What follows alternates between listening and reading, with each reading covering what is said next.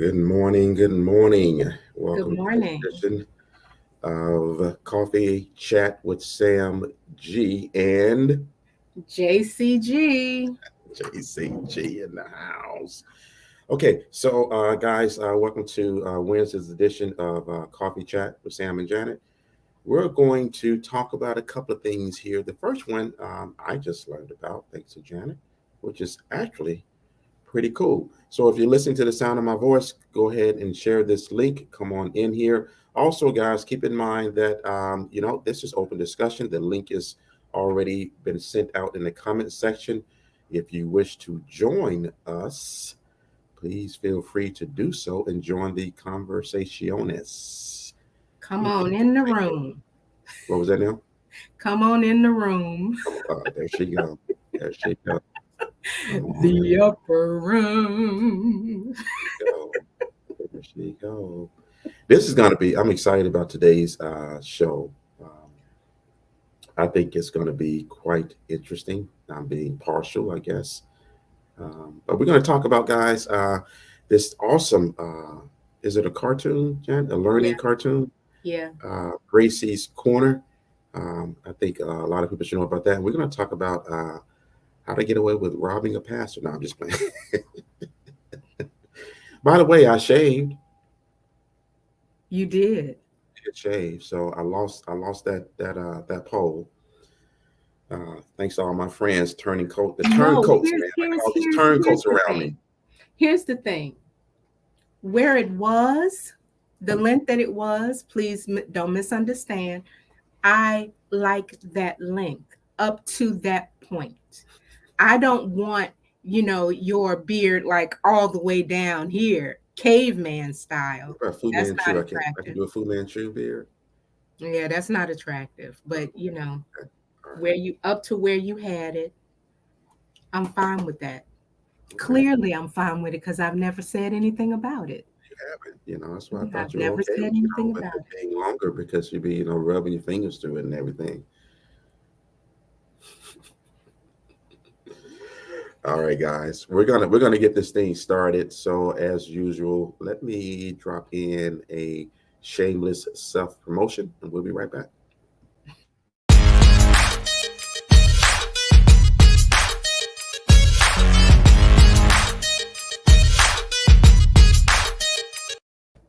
Style with taste, and actually, I'm wearing one of my favorite Style with taste t-shirts. Man, this shirt is real comfortable. Fit is good. You guys like that? Oh, to the people. Anyway, you can get these done for you at just reach out to Style with Taste here on social media, and also her link tree is in the description. So, Jan, I'm gonna let you get this going with because you found this one. I looked at a video this morning. I was like, man, this is pretty cool. With Yeah, Gracie's Corner. I really like it. I think that as we become more like aware and well, let me just say it like this. When I was growing up and our generation, yours included, Sam, we had Sesame Street Hmm. and there were a couple of others, but Sesame Street was the premier one. And I also had Schoolhouse Rock, which I Hmm. absolutely loved. I mean, I still remember it till this day. But as when was raising my children, I was looking for the Schoolhouse Rocks and, all of those quote unquote more wholesome educational cartoons for children. Then the dynamic changed. You started seeing more Bart Simpsons and Family Guy, and those cartoons aren't, I won't even say even Boondocks. Those cartoons are not for kids. Those are adult, more for adults, Right. if you think about the content. So, I'm always kind of leery of stuff like that when it comes to our really, really small people. And now that I have grandchildren, and not only just grandchildren, but my grandchildren are biracial.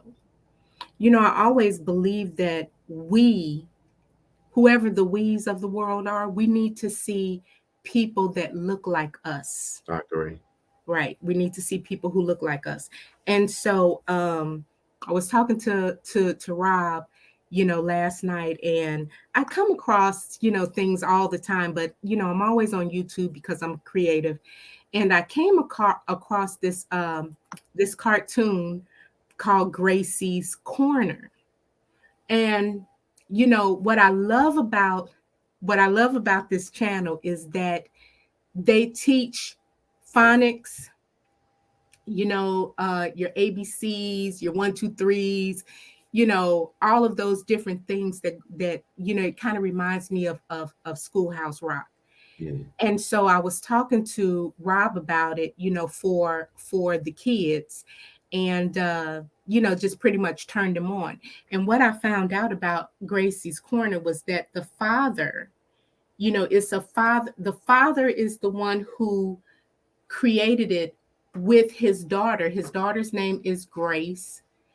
And the reason that it was created was because, well, first of all, in their bio, it says, well, they were created in 2020, and they just celebrated having 500,000 subscribers. So that's wonderful.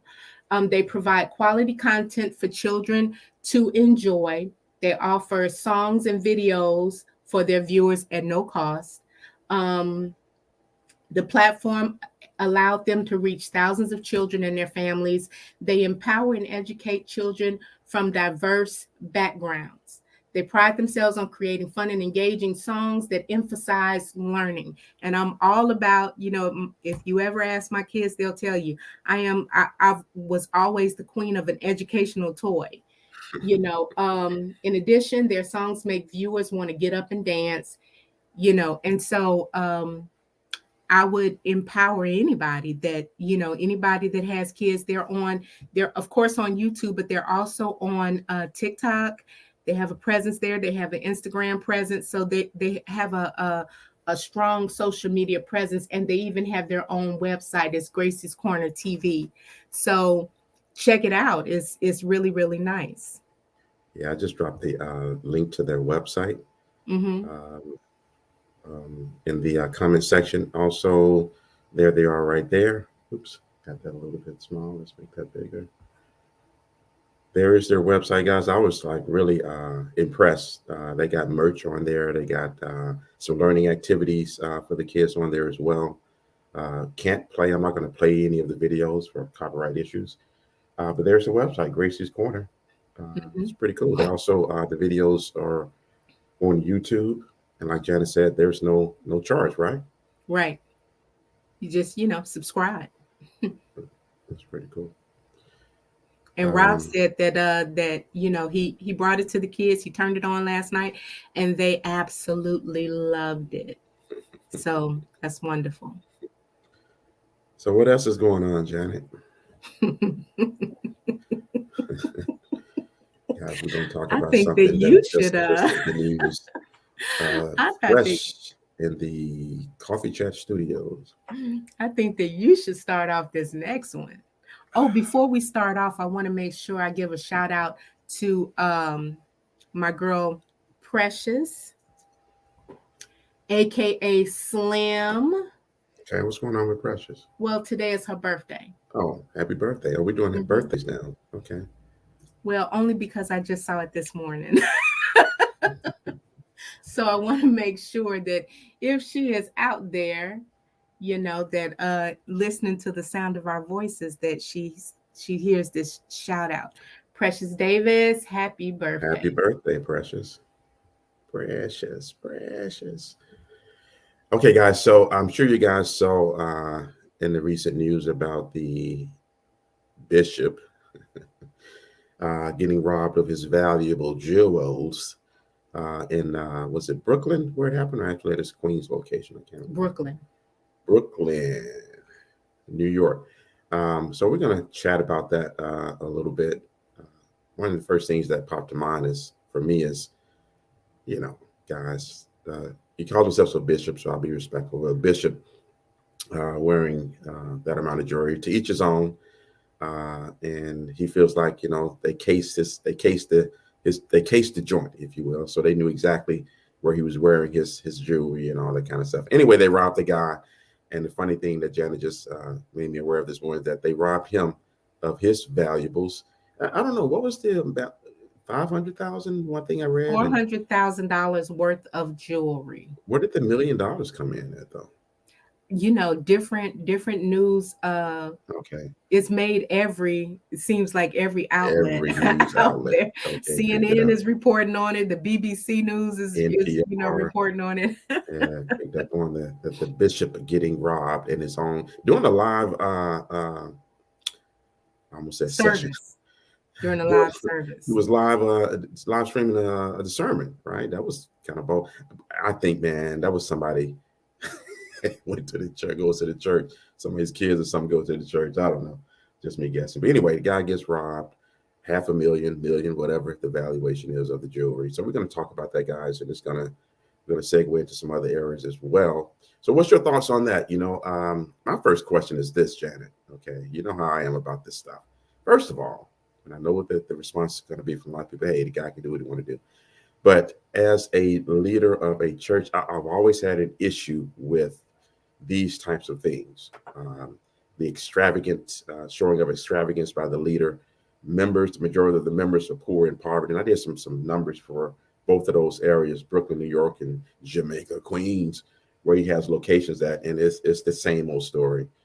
Although those two boroughs that I saw in my research this morning have had both increases in median income and also decrease in poverty level, which poverty level is still high though, right? We're talking about double digits here for poverty level in those areas. But we see this quite often, right? Mm-hmm. So my first question is, what do you guys think about that particular part of it, where we have this yet another extravagant, flashy bishop? You guys I feel a way about that. And the population, the community that they're serving is definitely not living at the same level that he is. So let's weigh in on that, Janet. What you think? Well, my first thing is really what you said. The people that you are serving aren't living to the same level that you're living. It's never that way. It's never that way. And so when we talk about this just segues into all different kinds of other things. But one of the things that I wanted to point out is that, hey, Ash, Indy, is that I was, I've seen a lot of things about this particular thing. The first thing that I saw was on TikTok, obviously, talking about this particular issue. And then, I've seen a few Facebook posts. And one of the things is that, pastors like this, they turn off so many people from attending church because people feel as though what you're doing is you're using my tithe money to build your lavish lifestyle, right? And, when we, of course, being a PK and having the background that I have, the tithes are specifically for the storehouse. The storehouse is the ministry. Okay. I will start off by saying I firmly believe that a pastor should have some type of salary, because being a pastor or the overseer, whatever you want to call him, I don't. Well, that's his job. If he doesn't have another source of income, it's his job. I think he should be working a 9-to-5 job and then pastor. Well, a lot of pastors, they have to start off. They start off working, that job, that other job to support their ministry. But like I said, if that's his job, I feel that his or her, I feel that there should be some type of salary that is attached to the position. Okay. But I don't feel that, I feel that it should be a whatever the set amount is. Now, when I say this, I don't feel that we should be if you're going to pay them a salary, pay them a salary. And what you do with your money is your business. But I don't believe that I should be paying for you new cars.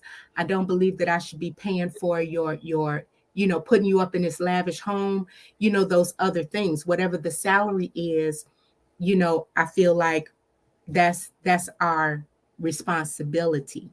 But in addition to that, you have other ministers, more higher end ministers like your Donnie Clerkins, even your TD Jakes of the world and stuff like that. They don't take a salary from their church. Their wealth comes from their books, their tours. Donnie Clerkin is he's an artist, and so they amass their wealth that way. Which I don't have a problem. I don't have a problem with any of that. This Okay. particular person, right? We have one of the comments, and I saw one of my niece's comments, and I won't say her name. She can say her name if she wants to, but she was the one who was talking about how stuff like this really turns off against the church. And a subsequent comment in her thread said that this particular person, he has written a few books that have sold over 6 million copies. But in our research, we haven't seen any of that. Really found We any- haven't seen anything that says where he has gained any of his wealth. The only thing that you see is the church, the ministry itself. And we know that he has two locations. We did read that he was politically connected and a community activist and all of this kind of stuff. But that doesn't tell us that he has gained his wealth through any other means you know other than the church. So I don't think, but I guess I feel this way across the board. It doesn't matter if he's a pastor or not to me, that you know being you should be able to wear whatever you want to wear, however you want to do it. You made your money, that's your business. But in addition to that, you need to understand that how you will set yourself up for something that happened. When you go into particular, communities with, flashing all your stuff. You just need to be you need to be more aware of what that says. Okay, I agree with some of the things you said. I don't agree they should have and I'm gonna hopefully support why I don't agree about the salary, especially not in the beginning. Hey, tough it out, have a job, because I think them coming in immediately and setting up a church, guys, it's a business. Let me keep it real with you, okay? All right, it is a business.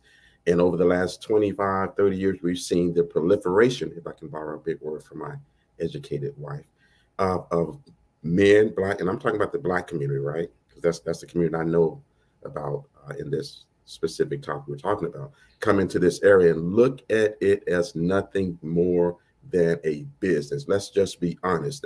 The more we can be honest about a thing, the more we can come together and start making some changes towards it, right? So that's why I think it shouldn't be based monetarily, definitely from the get go. Should there be some type of support? Absolutely, absolutely should be some type of support. But I believe that people coming into the ministry, like I'm old enough to remember that them old school Bible thumpers, whatever, they didn't go to a college.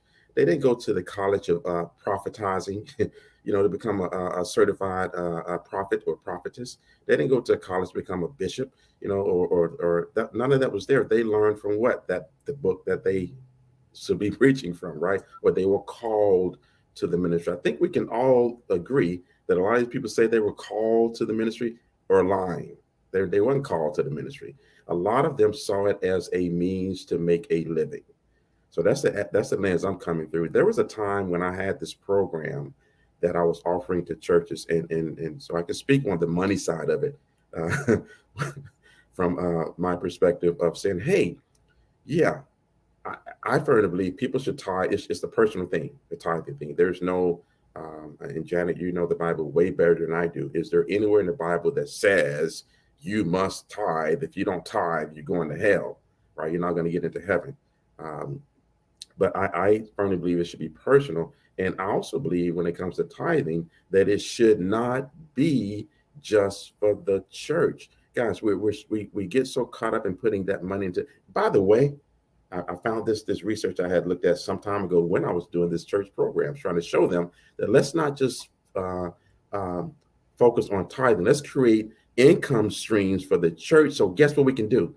We can have money now to go into these communities and do some real community work. Okay, Black churches collected $800 billion in 10 years, tax free. Now, ain't nobody on here listening to me right now, listening to us right now, can come on here and tell me, oh, well, that 800, we can see that in our communities. If you're going to say that to me right now, you're lying, because we do not see that in our communities, right? I'm going to use my own community as an example. I've done this before. My inbox was blown up, right? Hollandale, Mississippi is where I'm from. There's about 17 or 18 churches in Hollandale. Okay. If anyone's from my hometown listening, they can attest to that. It might be more. About 17, 18 churches, right there in the town. Of course, you got some little country churches and stuff like that, kind of 5 miles out of town or whatever. But right there in the little town, Janet, you've been there? 17 churches. Now check this out. It's a population of 2,200 people. Here's what I know about that scenario. Because there's 17 different churches, different denominations, which all, I'll get into this later, which separates the mindset of the people. How is that manifested in the community? The town is just deteriorating for years. So let me understand this, right? And this is going to be a deep subject because you can tell it's personal for both of us. We got 17 churches in a little bitty town, barely got 2,200 people in there, right? The churches are on different agendas. So the mindset of the community is separate. Then you wonder why the town is just going down, down, down, down. Why isn't there a Hollandale Churches Coalition for the benefit of the town? Guys, there's no excuse now because there's small towns all over America redeveloping themselves. There's monies available. There's grants. There's all the stuff these little towns can get, right? Now, I'm not going to get into the money, management of the money of the town. But I staying on topic of the churches, right, from a monetary standpoint and tithing, and what that looks like on the other side is leading to the devastation of Black communities, in my opinion.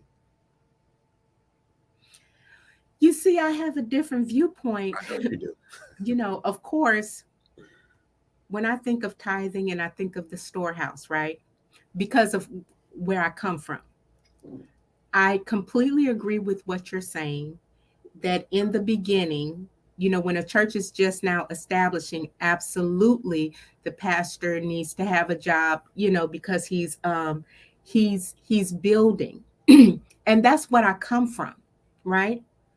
My pastor had a couple of jobs, while they were trying to build the ministry.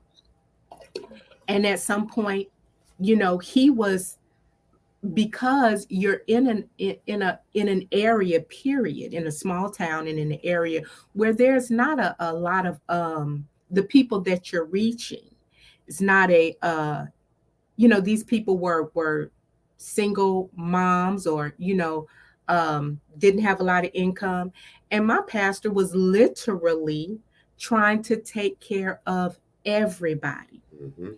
At my church, most of, you didn't have a whole lot of adults, but you had a whole lot of children, and so he was trying to take care, that unit was trying to take care of that whole community. And a lot of things did come out of pocket.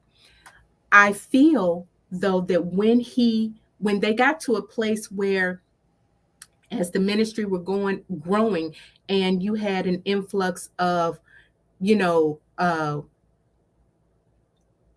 more middle class, or whatever the case may be, of people, or people that were able to pay tithes and pay tithes more consistently. It took a burden off of the minister, and so you could concentrate more on just feeding the people.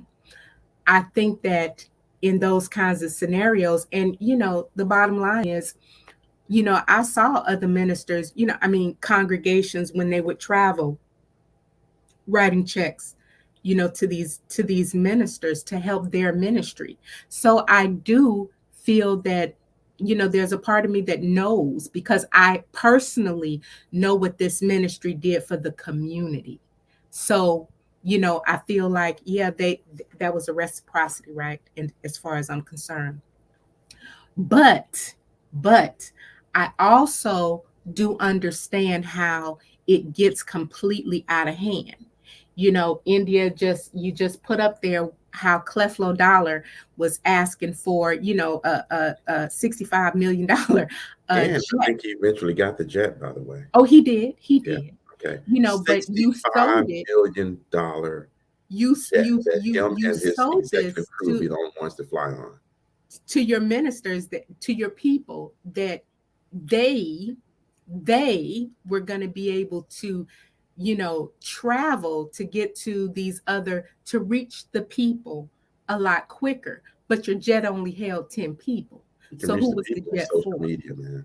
And I'm familiar with this particular minister, because he was in Atlanta, I was in Atlanta. No, I never attended his church, and I will tell you the reason why.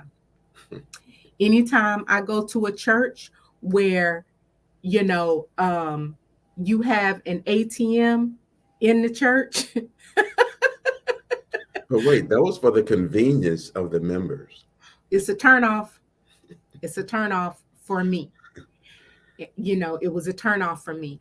And obviously, we can't really measure how people, the working class, spend their money or pay their bills or whatever. So you're always going to have an upper, a middle, and a lower class of people. That's just the way that it is. So I'm not hating on anybody who has, you know, built themselves up to whatever the particular level that they've built themselves up at. But if the majority, as a leader in a leadership role, if the majority of your members are struggling, I don't feel that if you're if you have all of these people and they are paying, all of these tithes, the wealthy are supposed to take care of. We are supposed to, you know, help the less fortunate. And what better way to do that than to help the less fortunate in your own quote unquote community, which is your own church. And I know that in my ministry, you know, my ministry helped a lot.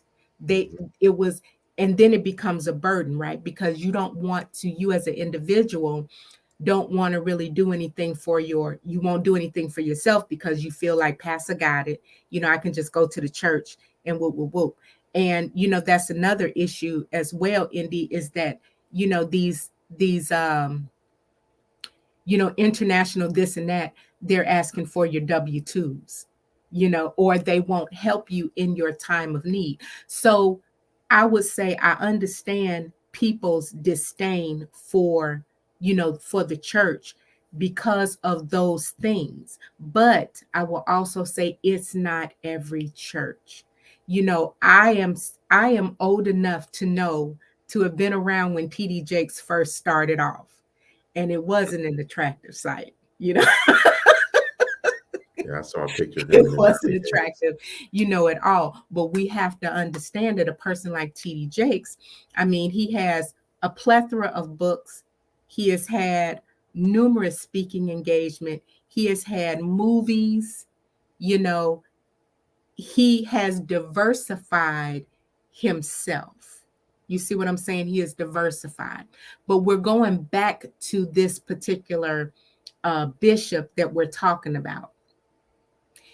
I don't see any type of diversification. we did see where other celebrities had attended his church, Mhm. right? We saw specifically, um, what's his name, babe? Do we want to say any names? Okay. You talk about Well, I mean, it's a video. It's like it's not like it's well, it's 50 Cent. I saw a yeah, picture you of know. So Steph Curry. You know, he's connected, right? he's He has a connected. network. So, Politicians, celebrities, athletes, you know, things like that. People like but that. I don't think that, I don't think that we can lump, the danger is lumping every ministry into the same boat because of, the TV evangelist or, people like this guy, because they're not, there's a lot of them out there now. And I do agree with you, and India, that you have a lot of people that are they're starting churches because it's a money grab. I completely agree with that, but not all of them. Not I think all of I lump them all together. You want me to tell you why I lump them together? You're gonna say, you harsh on me. Yeah, I am harsh because of this, right? So if let's use some numbers. If there's 10 pastors or 10 people who start churches, right? And let's say 8 out of the 10 are doing the right thing. They're spreading the gospel, the word, they're helping the community. And then across time, the mindset of man kicks in and the tables are flipped. Now we have 8 out of 10 who are just fleecing the neighborhood. Those other, they have a duty to call the other ones out, right? So if I know of an insurance agent that's intentionally going out and selling bad policies, I have a duty to say something about that as a part of that community, right? So in other words, that's like, okay, I'm going to watch this pastor over here because trust me, they know each other, okay, and they know what each other's doing. I'm going to watch this pastor over here touch little kids. Yeah, but that's in his church. I ain't gonna say nothing because I don't want to ruffle the feathers. It's the same mindset to me. And so let's put it back to the money. I see this pastor getting money. I'm over here, man. I'm struggling. My church struggling. I got 150 members. I'm gonna adopt the same thing he's doing. I want a nice Mercedes Benz. I want my people to start worshiping me more than they're supposed to be worshiping Jesus. Let's just keep it real, man. I'm real passionate about this stuff, Janet, because I know what I've seen, and I know the meetings I've been in, being part of certain churches or whatever. And no, I do lump them all together because it's a community of supposed to be leaders. One of the best things any leader can do, and as your leadership role progresses and changes throughout time, you're moving to certain positions as a leader. One of my favorite positions as a leader is to lead from the front. What does that mean? Listen, you got to call out some folks. It's not about you intentionally trying to hurt somebody's feeling or what's that, snitch on somebody. No, it's about the principle of certain vows and certain attributes that you should have having a leadership position.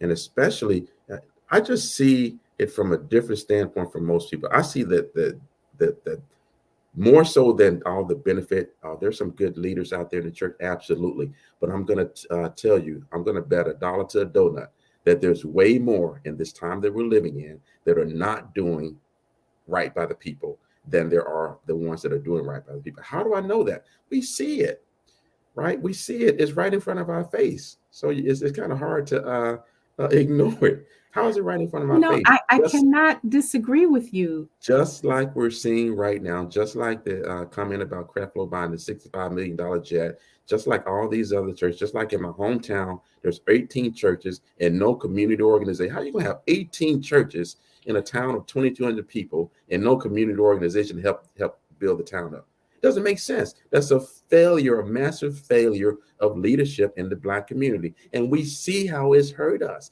Look at these two generations here that are just off the chain, man. It's the ramifications of that group, that one group. There's many other scenarios, right? There's many other groups, but the ramifications of that group and the lack thereof of that group is profound in the Black community. We're not arguing, guys. There's something I'm just passionate Well, about. no, We don't we're not argue. We arguing. don't It's a argue. No, difference of opinion. I can't And, argue with a I history of think that you said 8 out of the 10 are, on the up and up. I feel like it's more or less 2 out of 10. It's no. not the I was saying majority. I was creating a scenario. If the 8 out of 10 people started and in the beginning, the 8 out of 10 were kind of up and up. Eventually, they're all most of them are moving over into the negative side of church leadership. Well, let me tell you why I believe this. You know, the role of a pastor. I agree we should all be held accountable, but the role of a pastor is cumbersome. What I have witnessed, okay? Because listen, you know, my father was a minister.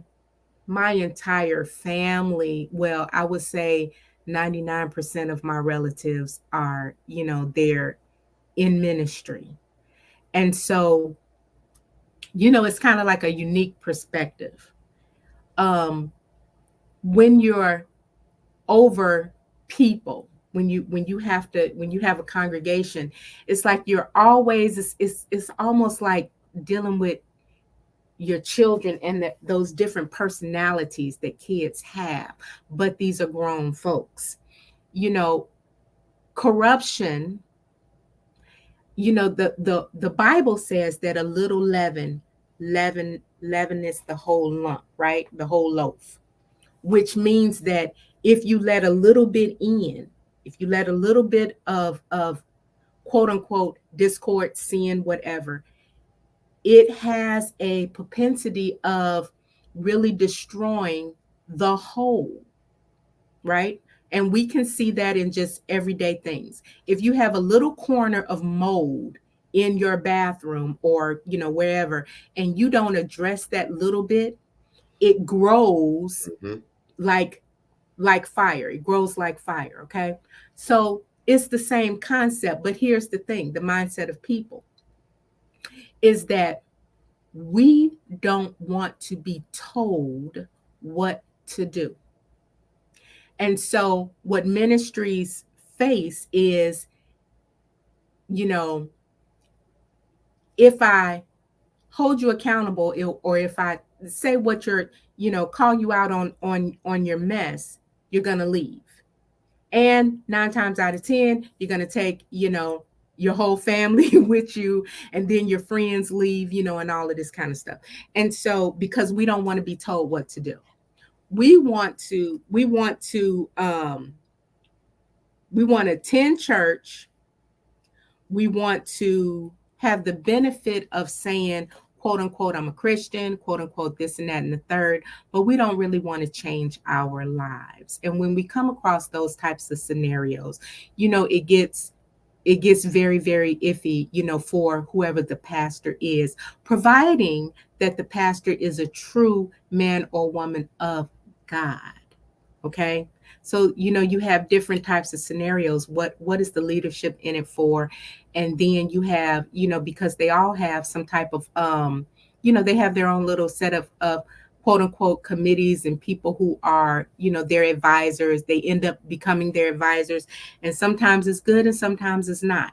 And then you're also looking at just plain old the sinful nature of man, period. Because we're all sinners, right? The only difference between people that quote unquote are saved and people that are not is that they've asked for forgiveness, but they're still sinners. You know, you can thank Adam and Eve for that. We'll always be sinners. And it's the sinful nature of man that you really have to watch out for, because you know it becomes corruption, right? In some form or another, it becomes some type of corruption, and we see this happen all the time as ministries grow. When they first start off, they're all about the community and all about whatever it is that they're about. But then as they grow, and people are in your ear, people are um, giving money freely.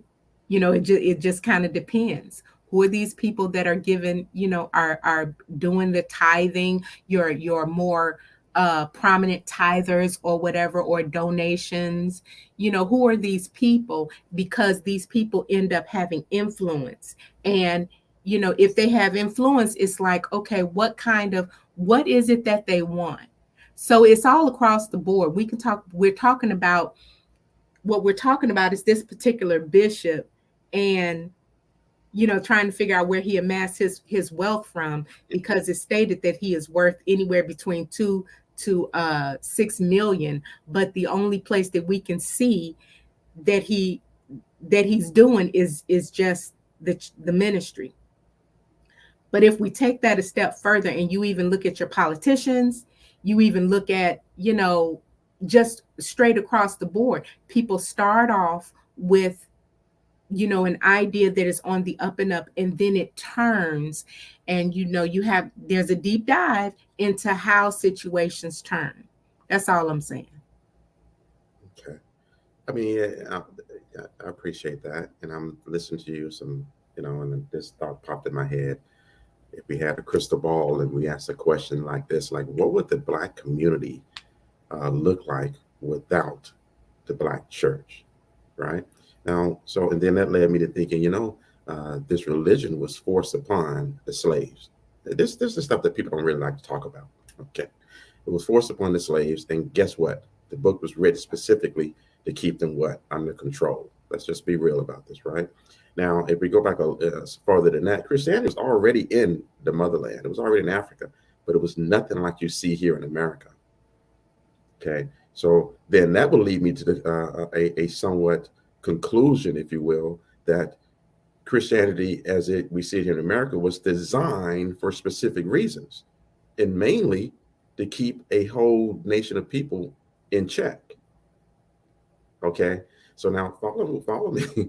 Now, with Christianity already being in Africa and looking like a how can I say, a more legitimate or true form of Christianity, then we go to the New World, and people, a whole let's say tribe, a whole group of people being forced over here, then force a religion on him. And the resilience of Black people, the ability to survive, all of the slavery and everything, and they kind of turned it into, if once a thing has been forced on you, you're going to mentally legitimize it your own way. So I think I try to look at things in a much deeper level, right? And I think if a lot of us looked at it that way, you begin to have some serious questions about, well, the legitimacy of Christianity. Remember, guys, I should say remember, take note that these denominations were created by man: Baptist, Protestant. If you look at the timeline, I used to research this stuff. There's three major world religions: Judaism, Christianity, and Islam. All right, can you guys hear me? Mm-hmm. Lost my thread here.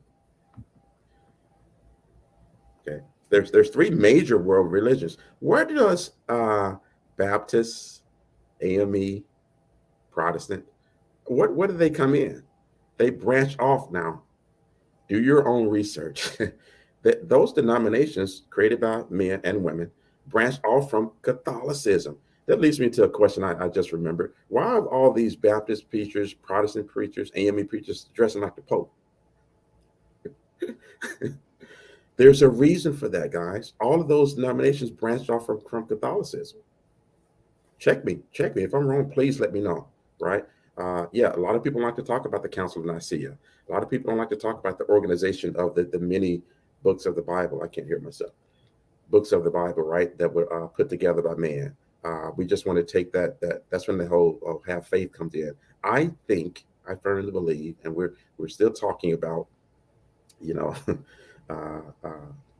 said in the beginning, there'll be a lot of segues off of this, right?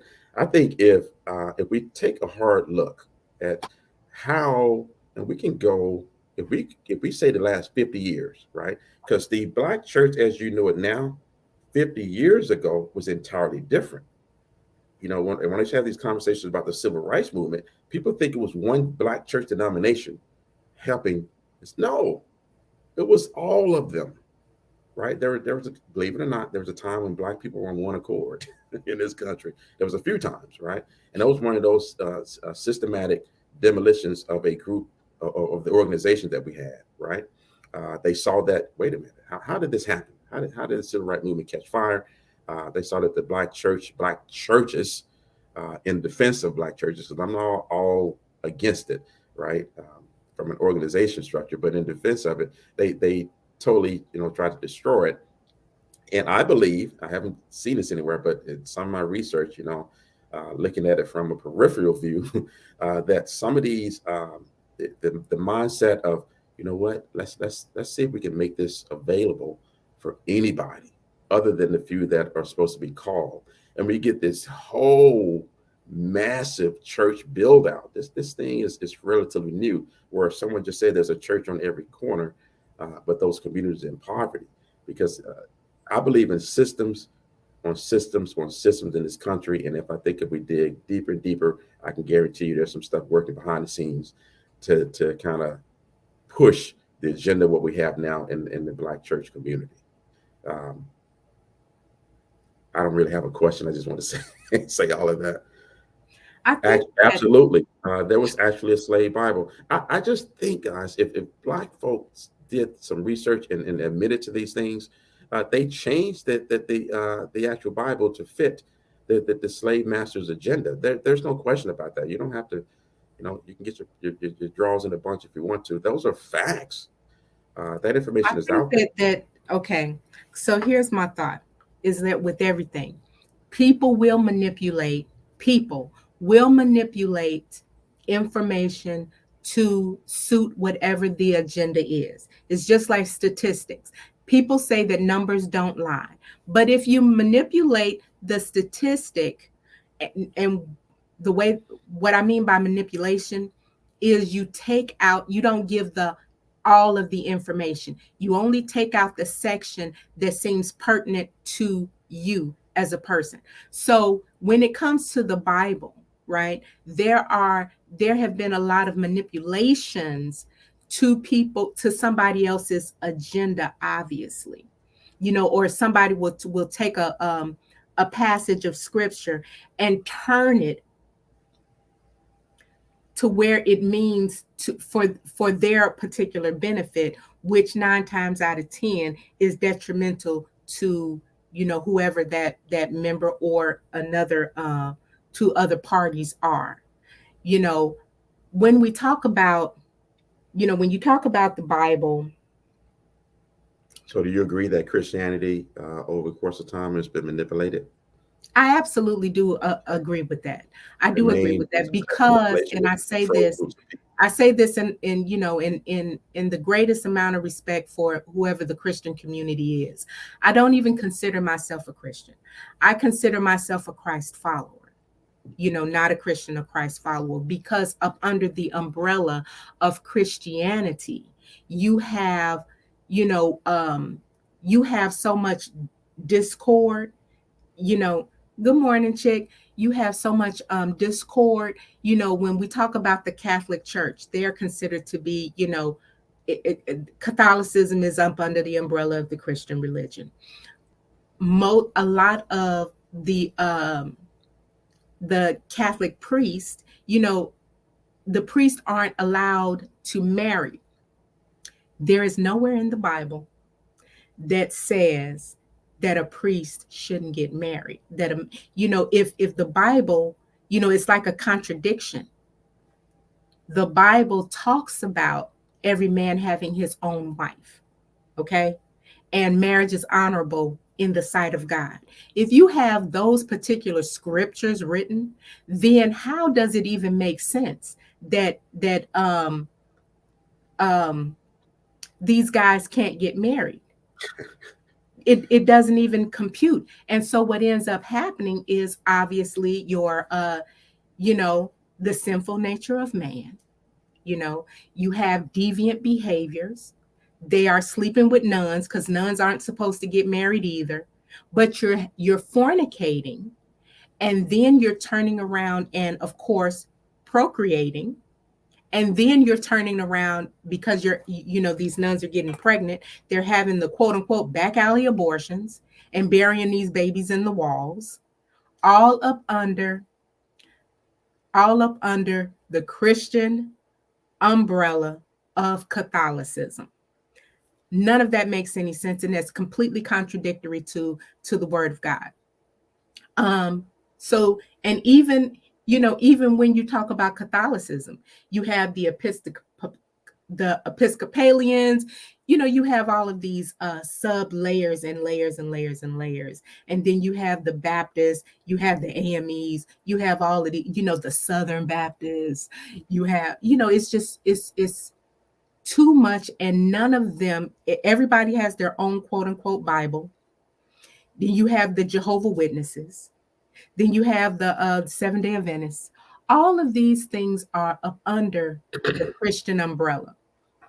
And it's all too trifling and confusing. Because as far as for the overwhelmingly most part, none of them are following the actual doctrine of, the Bible. They're following their own quote unquote laws. And so even way back in the days of Moses, when Moses led the children out of Israel and God gave him, what we refer to as the 10 commandments, but there were thousands of commandments. People took the law to a 1,000th degree. They took it to 1,000 degree. So by the time that Jesus actually walked the earth, people didn't even recognize. This is why you had so much discord with the Romans, and the quote unquote Jews or children of Israel, is because, and even the Jews, when it came to Jesus, they were so practiced on the processes of the laws that they didn't even recognize that the Messiah was there. And then they had him killed, and then you have Constantine, who was the person who actually decided to put all of the doctrines that were collected over the years, all of the written accounts that were collected into one book. And there you have this thing that we call the Bible today. And I feel like there are so many missing books, and if you really ever read it, you see, like in the New Testament, how is the New Testament, if Jesus had 12 disciples, then how is it that the New Testament is really only talking about maybe 3 or 4 of those guys in their accounts? There's a lot of things that are missing. Well, that's because of it was put together by man. You do know that the Romans hijacked the original Christianity, right? Look up something called Gnostic Christians, and there's a couple other branches. You realize that? Yes.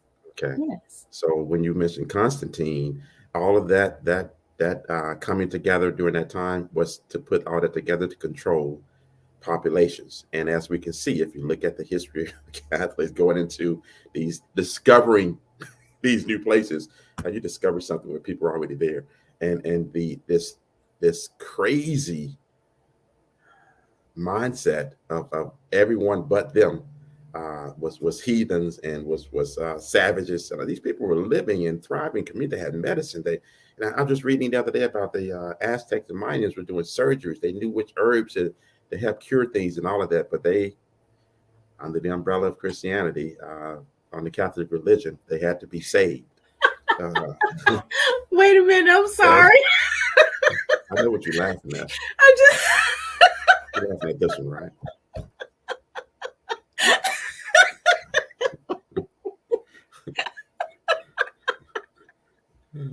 On that note, let's take a quick break. We'll be right back, guys, because she's going to be laughing for a minute.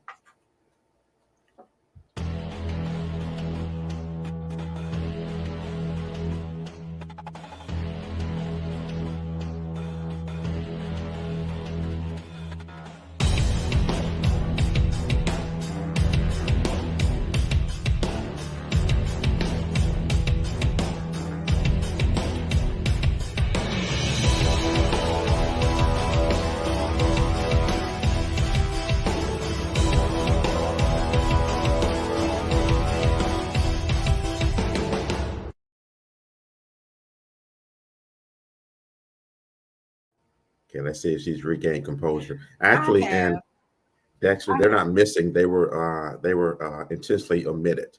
There's a whole bunch of research on those, the so-called missing books. No, they're not missing. They're always there. Guys, listen. Um, everything, everything I'm saying, I've done my own research on. Do your own research on it. The Bible, as you know, is put together for a specific reason. The books that were left out for specific reasons. That's just a fact. Okay, because and I'm saying it like that because one thing a lot of Christians are known for getting very emotional and not really looking at or researching facts. That's just a fact. They were left out for a reason. That the Bible, as we know it, Christianity was hijacked based on my research. I'm telling you what I've read and researched on my own. Hijacked by the Romans. Look at it this way. Go back to that time. What were the Romans doing to Christians? Why were the Jews of that time under rule of the Romans? They were ruling over them and killing them. So how is it now that Catholicism became the de facto form of Christianity? Guys, read up on this stuff. I'm not telling you to stop being who you are, stop worshiping the way you are. I just like to read up on facts. And plus, I'm not even getting into the fact of what I experienced when I died. That changed my whole perspective. And I can say something on that that'll just blow people's mind. But I remember when my wife was bringing me home from the hospital. And I don't know why she did it because she was driving. I was weak as I don't know what. She wanted me to speak to her aunt, Prophetess Ann. And I don't know if I even told you this, Janet. One of the things, like the first or second thing she said was, don't share this with anybody and everybody. Because what you experience, it ain't for anybody and everybody. Right. And I didn't know what that, I was actually kind of I didn't know what that meant until time goes by and it was proven to me why she said that. And that's one of the few people that I can say was deeply, completely connected to, what y'all call God. I call it something else, but God, uh, and I'll never forget that. But I kind of lost my train of thought. What was I talking about? Oh, the missing books. Yeah, guys, just research this stuff for yourself. Here's, Dexter's right on for control. It's the history doesn't lie. It's right there, right in front of our faces. It's why this was all created. If you look at the timeline, you had what the timeline will show you is this, and this is how they discredit what you Christians should be really looking at this, the original form of Christianity. They say early Christianity. They have a little dash here, early Christianity, and no history on that. If you most of these research books and articles will show you early Christianity, the little dash. Then they go here, Catholicism. Then they show you how everything else branched off from Catholicism, right? There's a tree, kind of a diagram that I've seen every time I've looked this up. Look it up for yourself. This is why I firmly believe that you have to know, quote unquote, the history of where things come from, which is why, in my mind, the Old Testament is still just as relevant as the New Testament. And even knowing that even knowing that it's flawed, right? But the way that I look at it is the Bible itself. It's a recollection of genealogy, and it shows how, Adam, first man, and how Jesus is actually a descendant from the first man, and even the second man, Seth, I'm sorry, and how we came to the Messiah, and what that lineage, because it talks about, and all the things that the Bible is. It talks about, at the core of it, it talks about family and your genetic link to me, which is why I like it. And when we talk about the missing books, one of the missing books is the Book of Enoch, that I really think that even myself should get a copy of and study it. I think that if you are, I think that in with everything else, right, is that we need to research and we need to become more aware of things for ourselves. It's like we talked about, the brainwashing of, the Roman Catholics to the Jews and all that kind of stuff. In even in our time, the Jim Joneses of the world, there are more, you have, we see these religions, the Mormon religions, where they're actually, wifing little girls, in our minds. And, that's a whole other topic. To me, a 12-year-old, I mean, that's a child. But there was a time in history where 12 years old was, because a girl starts to flower, and all of that kind of stuff. She can, most of the time they can start having children, at 12. So there was a time where that was normal, where 12-year-old, where children were getting married, and having kids. But that is because, there was also a time and space where people weren't living as long. And so people weren't living into their 30s. They were, we were having all kinds of wars over the nations and all this kind of stuff. And so, they got married younger, they were having children younger, and hopefully those people and children, would survive. But in all things, the evolution, of man, if you actually just listen to people talk, okay, these people that we're actually talking about, Catholics, all of this religious mumbo jumbo, if you actually listen to that, you would actually think that we didn't become civilized until, the Romans came and, made people civilized. But way before then, there were billions and billions and billions of people on the planet.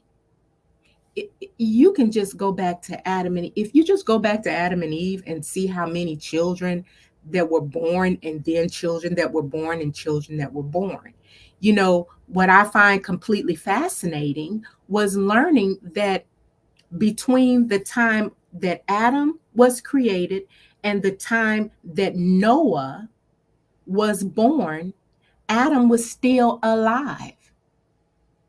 How many great, great, great, great, greats was that in between that time? And so I feel that the genealogy of it is an important aspect. And knowing that people before the genetic pool got before our DNA became, tainted as time went on, that you lived, for almost 1,000 years. That's, people that actually did happen. And I firmly do believe that happened. But I also believe that people, anybody, ABC, if you're going to dispute something, you need to know all of your facts. I'm not just going to discount the Bible because somebody else said that I am the Messiah. God called me to be the Messiah. Now you need to drink this special drink so that we can all be in glory together. I'm not going to discount the Bible because of this person. I'm not going to discount the Bible because you have this Catholic priest that's molesting little boys, all in the name of religion, all in the name of religion. God told me that, because my seed or whatever, I'm not going to discount what I personally know, what I've personally witnessed. You see, again, you have to be a witness to things and what I feel in my spirit because of these particular, these people, including, your television evangelist. I think that you need to show your study the word. The Bible does say that, study the word to show yourself approved. And I think that that's in, if you do that, then you can actually sidestep a lot of the nonsense that these so-called ministers or whatever, these religious leaders are putting out. I remember when Barack Obama, when he was first running for the presidency, and you had the TV evangelist, what was his name? He was on the 700 channel, Pat something. Oh, I can't remember his name, but he declared and decreed, So That Robert. anytime I come across anybody that when they start off, I declare and decree, my radar immediately goes up. I don't know what it is about that. I declare and decree. Well, he prophesied that day on national television that Mitt Romney, I remember all of this, was going to be the president of the United States. He prophesied it, that God told him Mitt Romney was going to be the president of the United States. And what happens? Barack Obama became president for 2 terms. So, you have to be. Okay. All right. I don't know what God you was listening to. You know what I'm saying? Yeah. You know which one he was listening to. The same one they all Yes, are. Pat. Study is important. Studying is important. India, what do you mean by Homo sapiens? I think that was in response to something you said, JCJ. See if she can respond, if she might be. Yeah. See if she can respond to that.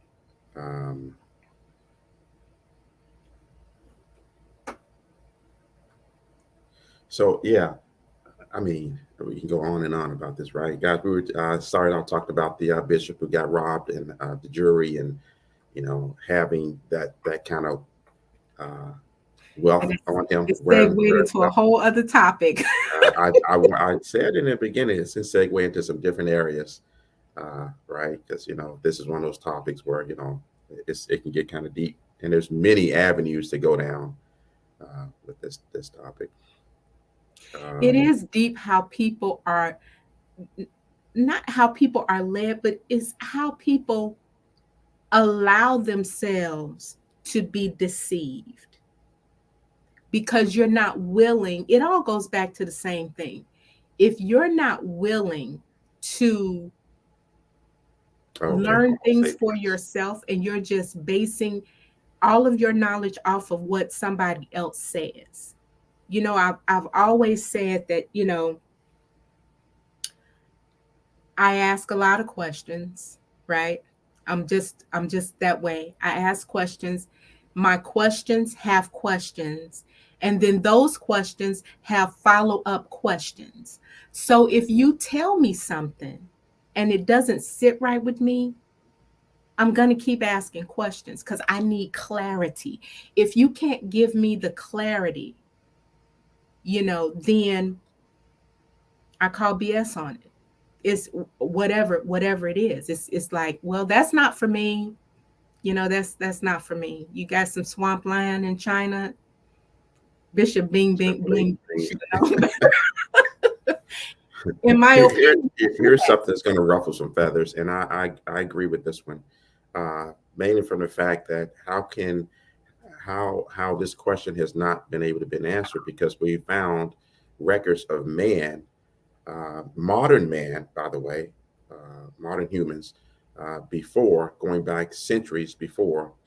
If you look at from the Bible perspective, Adam and Eve, but centuries before Adam and Eve. So yeah, that's the whole. Again, a lot of these topics we will bring that are coming up, we bring it up, or deserve their own time. But that's one there. That's I'm sure is a deep topic at all as well. But yeah, how do you explain that, right?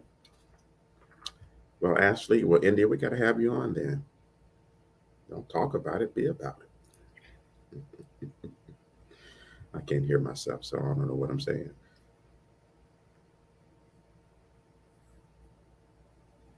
So, yeah, utopia, place, state, etc. I think it's part of human nature. right? And the quest for man to find the ideal, how can I say it? The ideal living experience in this part of the journey, right? That's my take on what he just said there. Um, I was looking at something. Speaking of going into different areas, I can't remember. I got too many. You got too many windows open. See if I can find it real quick. I think that we're all seeking connectivity. And, it's what some people call the higher power. Hold on a second. India, the link is up top. If you got time, I don't know if you're at work. If you want to hop on in here, we can bring you in. Okay. Yeah, people call it a higher power, something that is greater than ourselves, right? A lot of people are looking for that. So, you Me, have. I can relate to that one.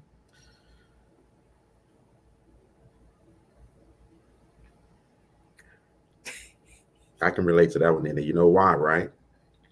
It's because of what we've been talking about, how religion has controlled the Black community so much. They can't see any other view any other way. They call it blind faith.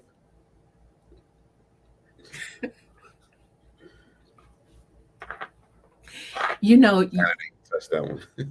I think that I'm gonna go back to this, right? When you were in the hospital, okay, people can say what they want to say. And this is why my faith, my actual faith in knowing, having these personal experiences, and yours is just one of many, this is why I'm not a religious person, but I am very, very spiritual. When you were dying, well, you had died, when you were in the hospital, they say that the prayers of the righteous availeth much.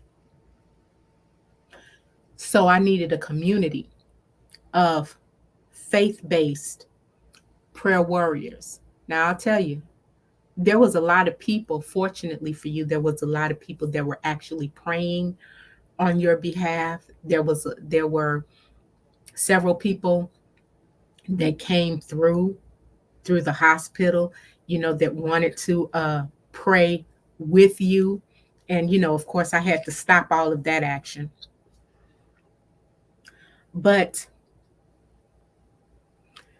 because of the prayers, I feel that those prayers helped you make it through. Whether they were more for you or for me, I just did not believe that at that time it was your time. It was just one of those really, really crazy, freaky situations. And I was completely and utterly terrified. But here's what I know for a fact, that there are certain people at that time that I could call on that could reach the heavens, because their prayers were so pure and they were so spiritually connected. Okay. I will never, ever, ever, ever discount that, point blank and the period. We can have our disagreements as far as religion is concerned all day, and 9 times out of 10, I will probably agree, with you when it comes to religion itself. But when it comes to spiritual connectivity, because of my own experiences throughout my own life, and the things that I have been a witness to, I will never, ever, ever discount those things. We're humans, where we as a people, where we fail, where we epically fail, is that we think that we are above the heavens. there is something absolutely greater than us. There's something absolutely greater than us. So that right there is all I'm going to say about that. I was you were the person who was laying on the bed and you had your own particular experience while you were going through. But my witness, I was the person who witnessed the entire your situation in its entirety because I never left your side. And I was the person that was on the phone, and I was, had the call out, hey, hey, hey, hey, you know, we need prayer. Hello. We need the angels of the Lord to come down and cover my husband. And and that's what I did, and that's what I firmly believe. And so that part right there, that part, there's no disputing on that part. I I agree. even had the a similar experience, that I had to talk to, I had to have this conversation with Rob when it came to him, going to war, you know, about his being covered. Now you don't have to believe in religion, but I guarantee that you need to, every parent, if you have a child, every parent needs to cover their children, because take religion out the equation, okay? The spirit world, if you believe that when you die your spirit is going somewhere, it's going to go to heaven or it's going to go to hell. That's just the bottom line to it. So if you believe in heaven, then you believe that there's a spirit. Your body there's a spirit that lives inside of your body. That spirit got to go somewhere. If you believe that, then you know that there is actually good and evil. If there's good and evil on earth, there is good and evil in this, whatever the spirit realm is. And a lot of people really believe in some type of spirit realm, because if they didn't, you wouldn't have all of these doggone tarot card readers, Ouija board participants, witches, all of these carnival hacks, and all of that. But it's the bottom line to it is that it is real. It is real. And so when you know that it's real, then you will cover accordingly. Children don't be having nightmares for nothing. Pay attention. And that part don't have nothing to do with religion. Yeah, I think you're really talking about spirituality, which is totally separate of Christianity, especially what we've been discussing is these forms of Christianity. Um, that part has been around actually. Do some research on what the ancient Egyptians believed, right? Spirituality is the true, for me, it's more truer than Christianity. And that's based on my death experience. Um, and I'm gonna say something I don't think I've shared this with you, Janet. I don't believe in a heaven or hell, and that's based on what I experienced when I died. I didn't. There was no, people.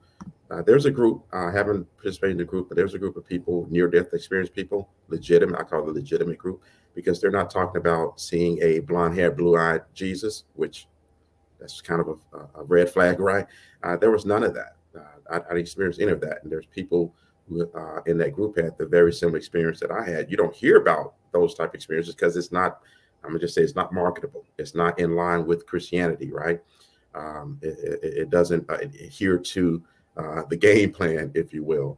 Um, that's why you hear me say things like this part of the journey. Uh, uh, from my experience, I saw and felt, and I was in a place where there was no, there was none of that. It was this. Well, I'm not going to get into that. That's a whole nother. That's a separate Facebook Live. I almost feel like we should tell a little bit about when I got sick, but let's jump on this because there's some good comments coming in. Um, we've been asked, do we believe in the Bible? Written by man. You may have talked about this already, but I came on late. I was going to try to ask this earlier, Janet. There's even Christian scholars who look at the Bible as a book of knowledge, a book of parables, a guideline to live by. I'm just thinking of some of my research from actual biblical scholars, right? So, for me to answer, do I believe in it or not? I don't hold it near and dear like a lot of other people.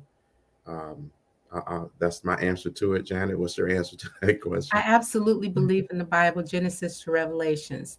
Um, what I, but I think, right? Uh, I think that there are a lot of text that's missing. Like Hold on. obviously there are scrolls, the lost scrolls and all that kind of stuff. So I know that there are things that are missing. But yes, I do believe in it. And as I stated earlier, Chick, is that for me, it is the story of the beginning of humanity and the connection of genealogy connecting Adam and then Seth, David down to Jesus, how that line connects. And the reason that that's important, right, is because when they say that God calls families into ministries, and then you see that historic uh lineage, it parallels to a lot of things that we know of today, right? Like you look at the Queen of England, there's a line of genealogy that goes back generations and generations and generations, and in other things. When I started looking into my own ancestry and figuring out where my family unit actually came from, and just knowing that particular history, for me, all of those things, they helped click in my mind. And when I was actually studying the Bible and the history, the historical attributes of the word, it's like those things that you see, we water things down so much now, right? um you realize when you actually study the word of God in the Testament and then forward connecting it to the New Testament, is that it kind of opens your eyes up to how these stories in these particular people were told, and their own spirituality and their walk and how that relates, right? There was something, it's like with something like this. People will believe that you can teach your dog to use words. So they have this little game thing where the dog say, "Mom, outside now," or "eat now," or whatever. You're teaching your dog so you can quote unquote communicate with your dog. People will believe that, and they will completely and wholeheartedly buy into that. But you won't believe that there was a time when animals were not afraid of man. You won't believe that. But if you actually studied the word, you would find out that animals didn't actually become afraid of man until after the flood. So the way that we view animals, all the different animals today, was completely different way back whenever. So when Noah was building the ark, and it took him 40 years to build the ark, and he was actually able to get all of these different species of animals onto this ark without them killing one another, without the lions eating up all of the sheep and everything else, and without man killing the animals. They were on this boat for 40 days and 40 nights. Okay. And nobody died. You find that hard to believe, okay? But you don't find it hard to believe that a parrot, you can communicate with a parrot to actually talk to you. You don't find it hard to believe that the what's that one dog that's the smartest dog? The One smartest dog. one of the most intelligent dogs, the husky. That a husky, you can literally understand what a husky says. You believe that, but you won't believe that, you have a hard time believing that Noah had all these different animals, in the ark, and they were in there for all this time and nobody killed one another. Because during that time, the Bible definitely says it, you just got to read it. Animals weren't afraid of man, and man wasn't hunters of animals during this time. It wasn't until after the flood that happened. Just like during the time when we all had the exact same language, but in the parable of, the story of Babel, the people were trying to build a tower to reach the heavens. And, God said, well, what he did was he suddenly gave them different languages, and so when India talks about she can't wrap her mind around, there being a hell, because how can flesh burn? It's not when you die, okay, your body turns to ash at some point. Your body doesn't go anywhere except in the ground. Your body, it's the thing inside you that makes you breathe. That's your spirit that makes you breathe, that gives you a consciousness. That's your spirit. And that is the thing that goes wherever it's going to go. And the burning is an actual torture of whatever it is that your sins were. And this is this is when you have like a different type of mindset. I am a very logical person, but I'm not so logical that I don't understand, that I won't even give credence to a possibility of spirituality. And, our logical minds can deter us from what our spirit tells us. When you find yourself in a getting into a precarious situation, it's not your logical mind that says warning, warning. It's that spirit, that something in you. It's the gut feeling, the feeling. Your mind thinks, your gut feels. So it's the feeling that you get. Oh, this ain't right. Something ain't right. Something ain't right. Warning, warning. So that's the difference. My flesh is going to deteriorate, because obviously I don't want to get embalmed. I would much rather be cremated. I know that my family is because I said the words. It's going to be all up in arms about that. I'm having a Viking funeral. Want to be on a wooden boat made out of branches and twigs and twines, and I'm gonna have Rob shoot the arrow. Yeah. Yeah. So, that's just that's my whole entire take on it. I do believe Viking in the funeral Bible. for me. I believe that you should study it. I believe that you should look for, the things that you were told versus the things that the way that people tell you over the generations. Like I said, for example, everybody thinks that Jesus was born on Christmas. Okay, yeah, we I mean even But Christians if know you that. read the word, if Yeah. you read the word, the timeline just it doesn't really add up.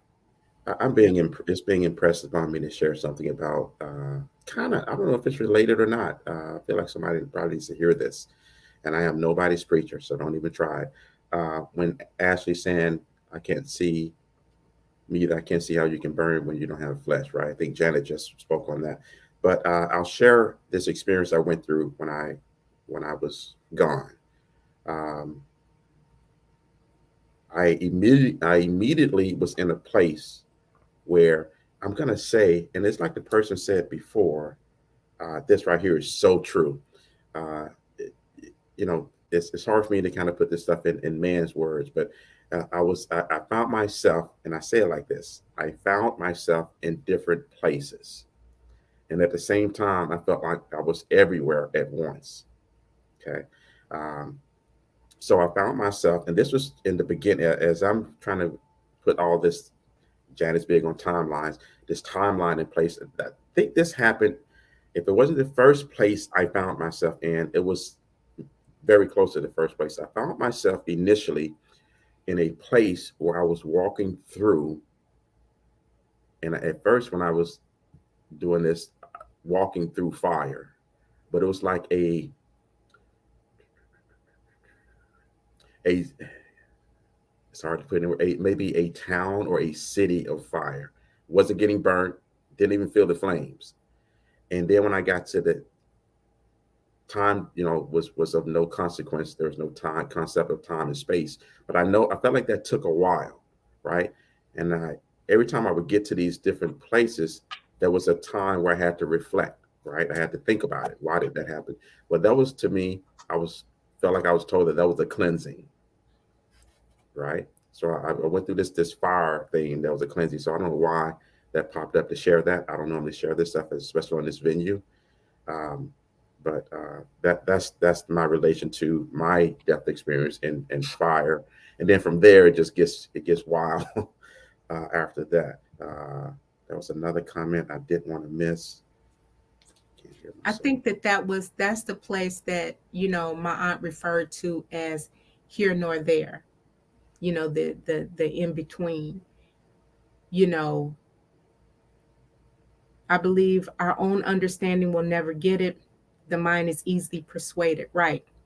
You can't understand spiritual things with a logical mind. You just can't. No, there's no way. And I've only been able to relay. Of course, I remember vividly, and I don't think I'll ever forget. But it's like there's only certain things that have come up for a particular person, or very few people have asked me about it. By the way, which is interesting, and hardly, well, I can't even say hardly. No quote unquote Christians have asked me about my experience. Let that marinate for a second. I asked one of my mentors the other day about this. I said, because dealing with my business, life insurance, right, and a lot of my clients, are Christian people. Why do Christians have this fear of death? He responded immediately with this response. It was because of this fascination with there's a heaven or a hell, and they're afraid to go to hell. So that fear of them, because like Candy said, the whole sinners, right? That fear of them going to hell kind of overrides any revelation or benefit to them thinking they would go to heaven. It was kind of deep, and the conversation went a little bit deeper than that. But I've never understood that because from my view on that part of this journey, and with Christians saying, "Oh, what are some of the songs, Janet, to the tune of I can't wait to get to heaven." Right. So if the Christians believe that I am going to heaven because I'm a Christian, I'm doing the right thing, I'm going to church, I'm all those a lot of those man-made tenets, right? Then why do you have this fear of death? It should be, in my opinion, it should be something, especially based on what I've experienced. There should be no fear, right? We should do what we're going to do, rightly so, during this part of the journey, which human nature kicks in. There's the good and the bad in all of us, and there's a whole conversation you can have about the God within you, right? There's no yin without a yang. There's no light without darkness. Um, but I've always wanted that, and finally I got a question. Part of my, um, I almost don't want to say this word, but distaste, if you will, with Christianity, because it's based on my personal experience.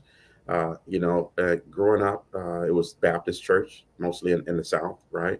But my town, again, with the 17, 18 churches, a town of 2,200 people, and right now 2,200 people, um, it's every denomination is pretty much represented there. But from my experiences, churches, here's another thing I don't think I shared with Janet, is that, it was not pleasant. There was one or two people that I can remember that were in the church that was touching on us little kids. I didn't have the same church experience as a kid as Janet, and some of the adults knew that, right? Things like that. But the biggest thing, guys, for me was I've always questioned things. I could never get answers to my questions. As a matter of fact, back then you probably get a little tap, because that was blasphemy. How dare you ask the question? It says so in the Bible is the response I got, but no one would even sit down with me and explain to me, okay, here's it is in the Bible. Let's break this down. I didn't get that. I think you got that, Janet. Uh, uh, in your family church, there was discussion, ain't burn, breaking passages down and giving you what all this meant and giving you the history of it. I don't think a lot of Christians get that, or probably Well, Christians don't let me know it say, that deep, right? I'm sorry, honey. Let me say this is that even, yes, Amber, she did do a deep dive, right? Ashley, hold But on a second. I sent the link to your messenger, Ashley, um they, India. she did do a deep dive. And even still, I still had questions. I have questions because I Your just question don't got answered. believe in things at face value. I always have questions. So, in saying that, one of my cousins and I were on the phone the other day, and this is just a known fact about, me, my family, my basis is non-denomination. I was actually raised in a Baptist, being in Baptist, but in my early young adult life, it switched to non-denomination. But my cousin and I, we were having this particular conversation. We were talking about a plethora of things, but we ended up talking about my take on dresses, right? So a lot of non-denominations, your apostolic and and all that kind of stuff, they don't believe that a woman should wear pants. And it was the same So you thing. touched on the fact of how religions are man-made, and then these man-made rules come into play.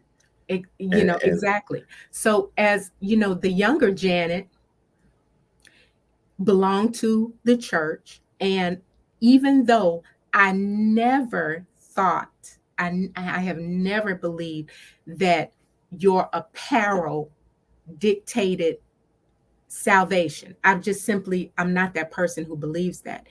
And because of my particular lifestyle, it just, it's one of those things that just didn't make sense to me. Okay. But because it was never proven to me in the quote unquote Bible, but it was a bylaw and a condition of the ministry that I belonged to. And because I was also in a leadership role, I was a praise singer, right? That I felt like I had to set the example, right, of whatever the ministry's belief was. And so I didn't wear for many years I didn't wear pants, but I never believed it like in my heart. So at the time that I moved away from my family or whatever, I did me. I had young children. My son was involved in sports, and all of this kind of stuff. And it just made no sense to me for me to be climbing up bleachers in this long skirt, or, for me to be working out, and all of those things that, those Janetisms that I was doing, in a long skirt. It just didn't make sense to me. That's my personal thing. So when we moved back, and started going back to the church or whatever, you know, there was some opposition, right, to my choice of attire because I'm older now, and I think for myself. And I just wasn't coming out of my pants. So I was having this conversation with one of my other cousins during that time, and I was just like, I personally have never believed that. And so for me to do that at this stage of my life, knowing that it's not a conviction. See, the key word here is conviction. It wasn't a conviction for me, was for me hypocritical. I don't have anything to do with the next person does.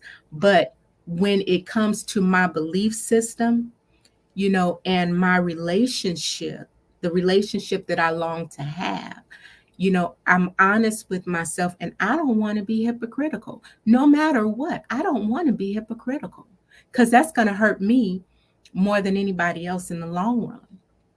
So, when it came to something as simple as the pants, right? I just took whatever my firm action was on that. And my thing was, once I start feeling convicted, because then I'll come out of them. Because no matter what it is that you do, whatever your quote unquote vice is, until you are convicted of it, okay? When your personal conviction, that's the only way that you stop doing things, is when you're convicted. Okay. So, that was like a conversation. And of course, my cousin had a difference of opinion.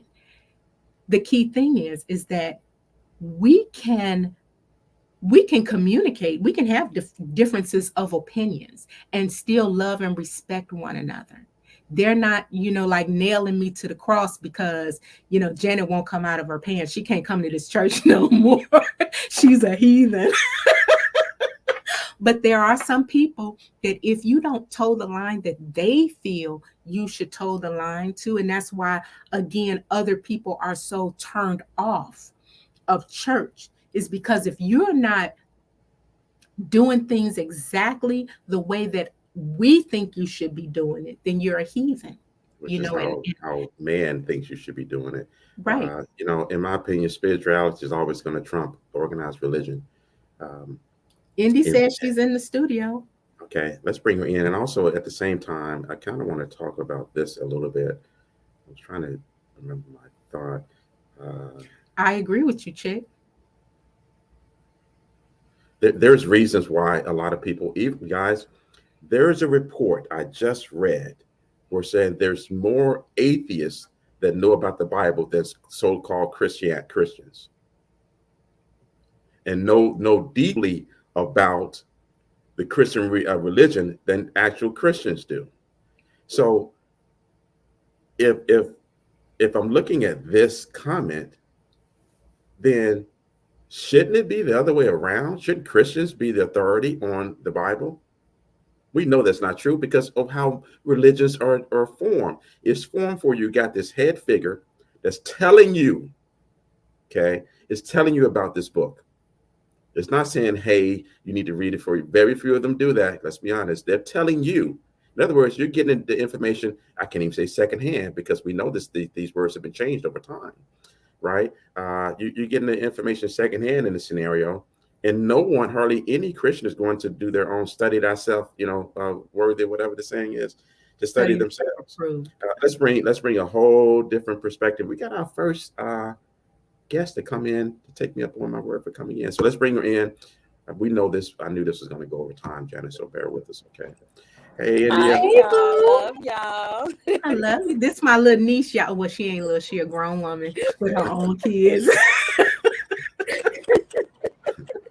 Excuse me, I'm looking a mess. I'm getting my hair braided today, so it's everywhere. Let me tell you something. My hair needs to be washed. These ain't no edges, girl. I just spray some water in there and hope for the best. I ain't even do that yet. My hair is a mess, but I'm getting cute later on today with my hair being braided. You cute anyway. Don't even try to play me. Okay, now we had the salon conversation.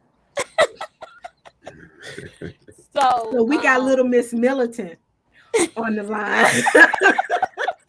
What does that mean? Her and Sam are gonna, they probably gonna take this part over because they both militant things. Oh, militant. It's not about being, well, I can't deny. Yeah. I can agree to that. I'll wear that title. I think what it is that over the years, I've done so much research, so much studying. And, when you come to a realization, okay, background real quick. I don't know how long y'all got. I'll just try to give a brief update, brief background. Far as with me, when it came to this whole religion thing, I was brought up in Baptist church by my mom and my grandmother. Like we were on how it was. We had to literally go to church from Monday through Sunday. It was every day. And if you didn't go, you would be on punishment. Like that. That's how. So I can tell you a lot about that. And I know that even my dad's side of the family, big religion background, and so it's my mom's side. And I respect that. I never want to come off as disrespectful. Sometimes when I state my views, people get mad at me and they just start condemning me. Oh, you're going to hell and this, that, and the third. I'm like, well, wait a minute, because I offer a different perspective. I'm going to hell, and Right. I don't think that's right. I think that we should be able to have an open dialogue. Right. And I always say this famous quote by one of the ancestors that I love and I studied all, and the reason why I am the way I am, Dr. John Henry Clark. He said, I don't know if you know him, Unc Sam. I do. Okay, so what he said, his famous things. I don't debate. I only debate my equals. Others I teach. So,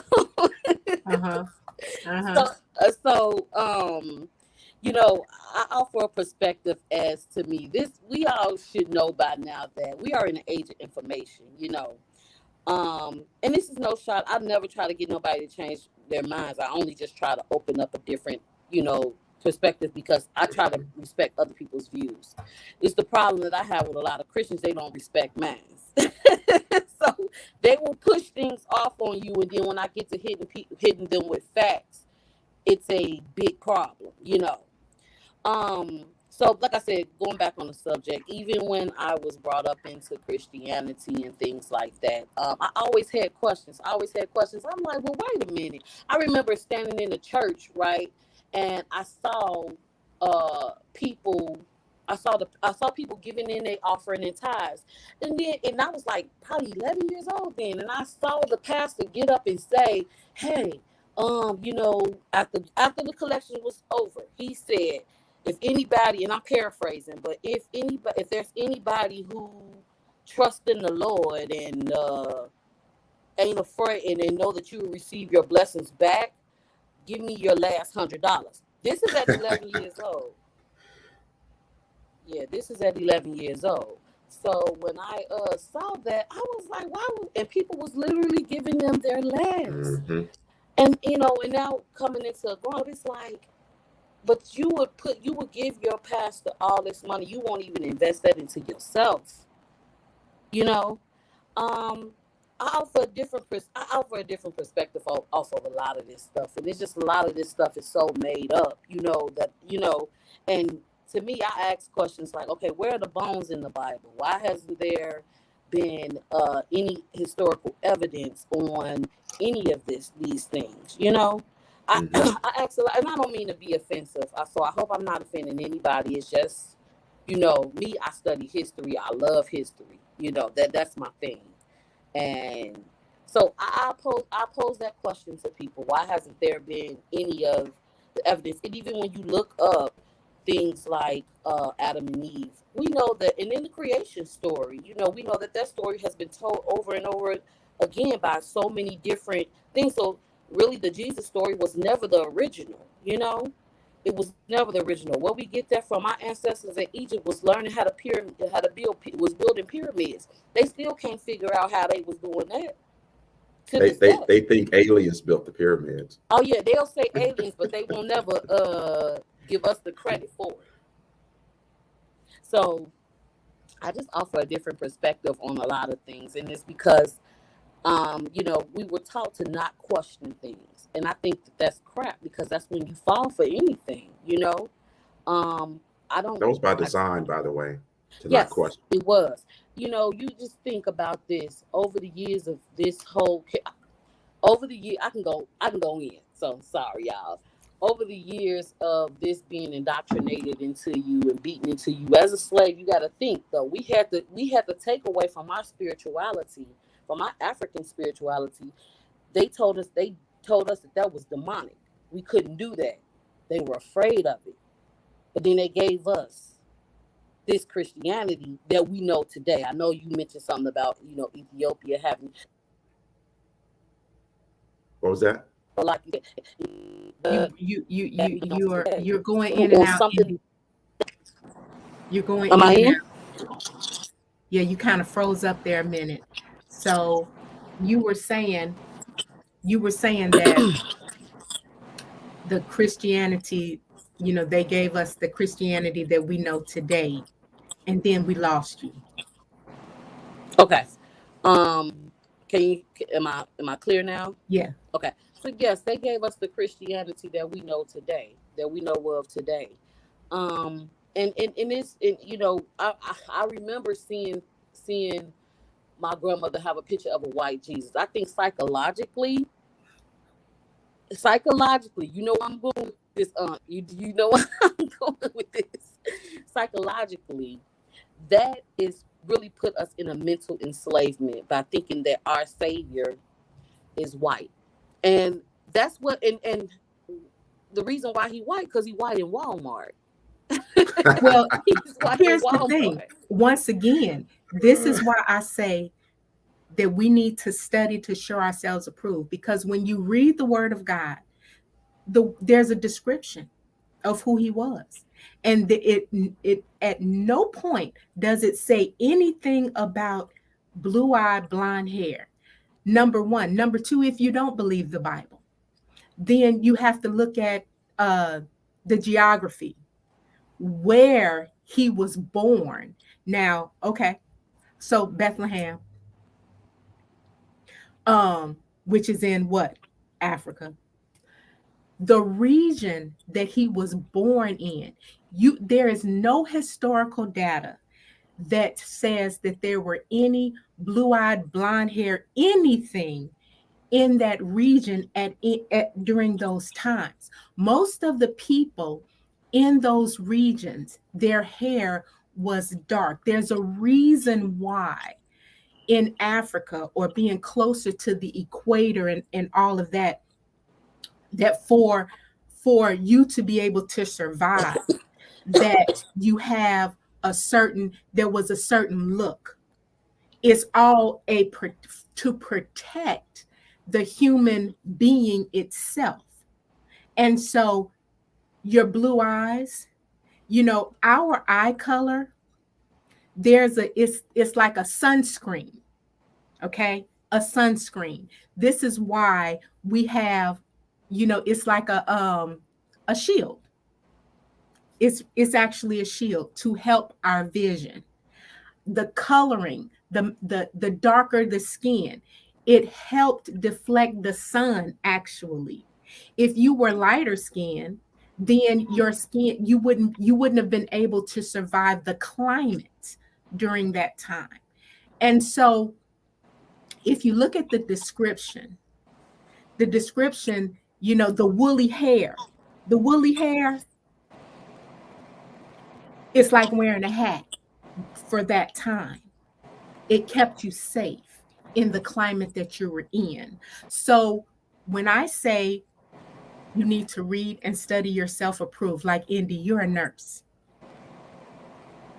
You couldn't do your job effectively on simply the word of your instructor. You had to study the material, number one. Number two, you had to do clinicals, okay? You had to practice what your field to gain your level of expertise. So when we're talking about,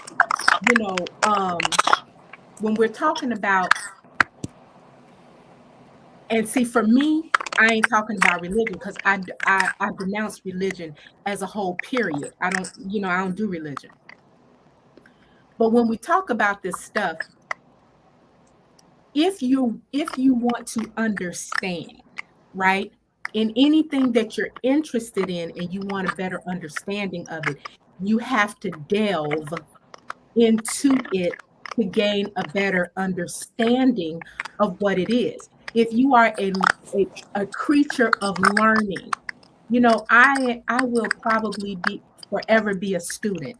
And I think that Sam too, a student of learning, the things that are important to me, which is why for me, I'm on the journey of ancestry. I want to know who my people are. And Indy, you and I have had these types of conversations. I already know. Okay. I want to understand, I want to know who my people are. I want to know what they did. When I initially did my ancestry, you know, and I found out that, all of the different African regions that my genetic pool comes from and what that actually means, who those people were. It helped me understand, have a better understanding of some of the reasons why I do some of the things that I do.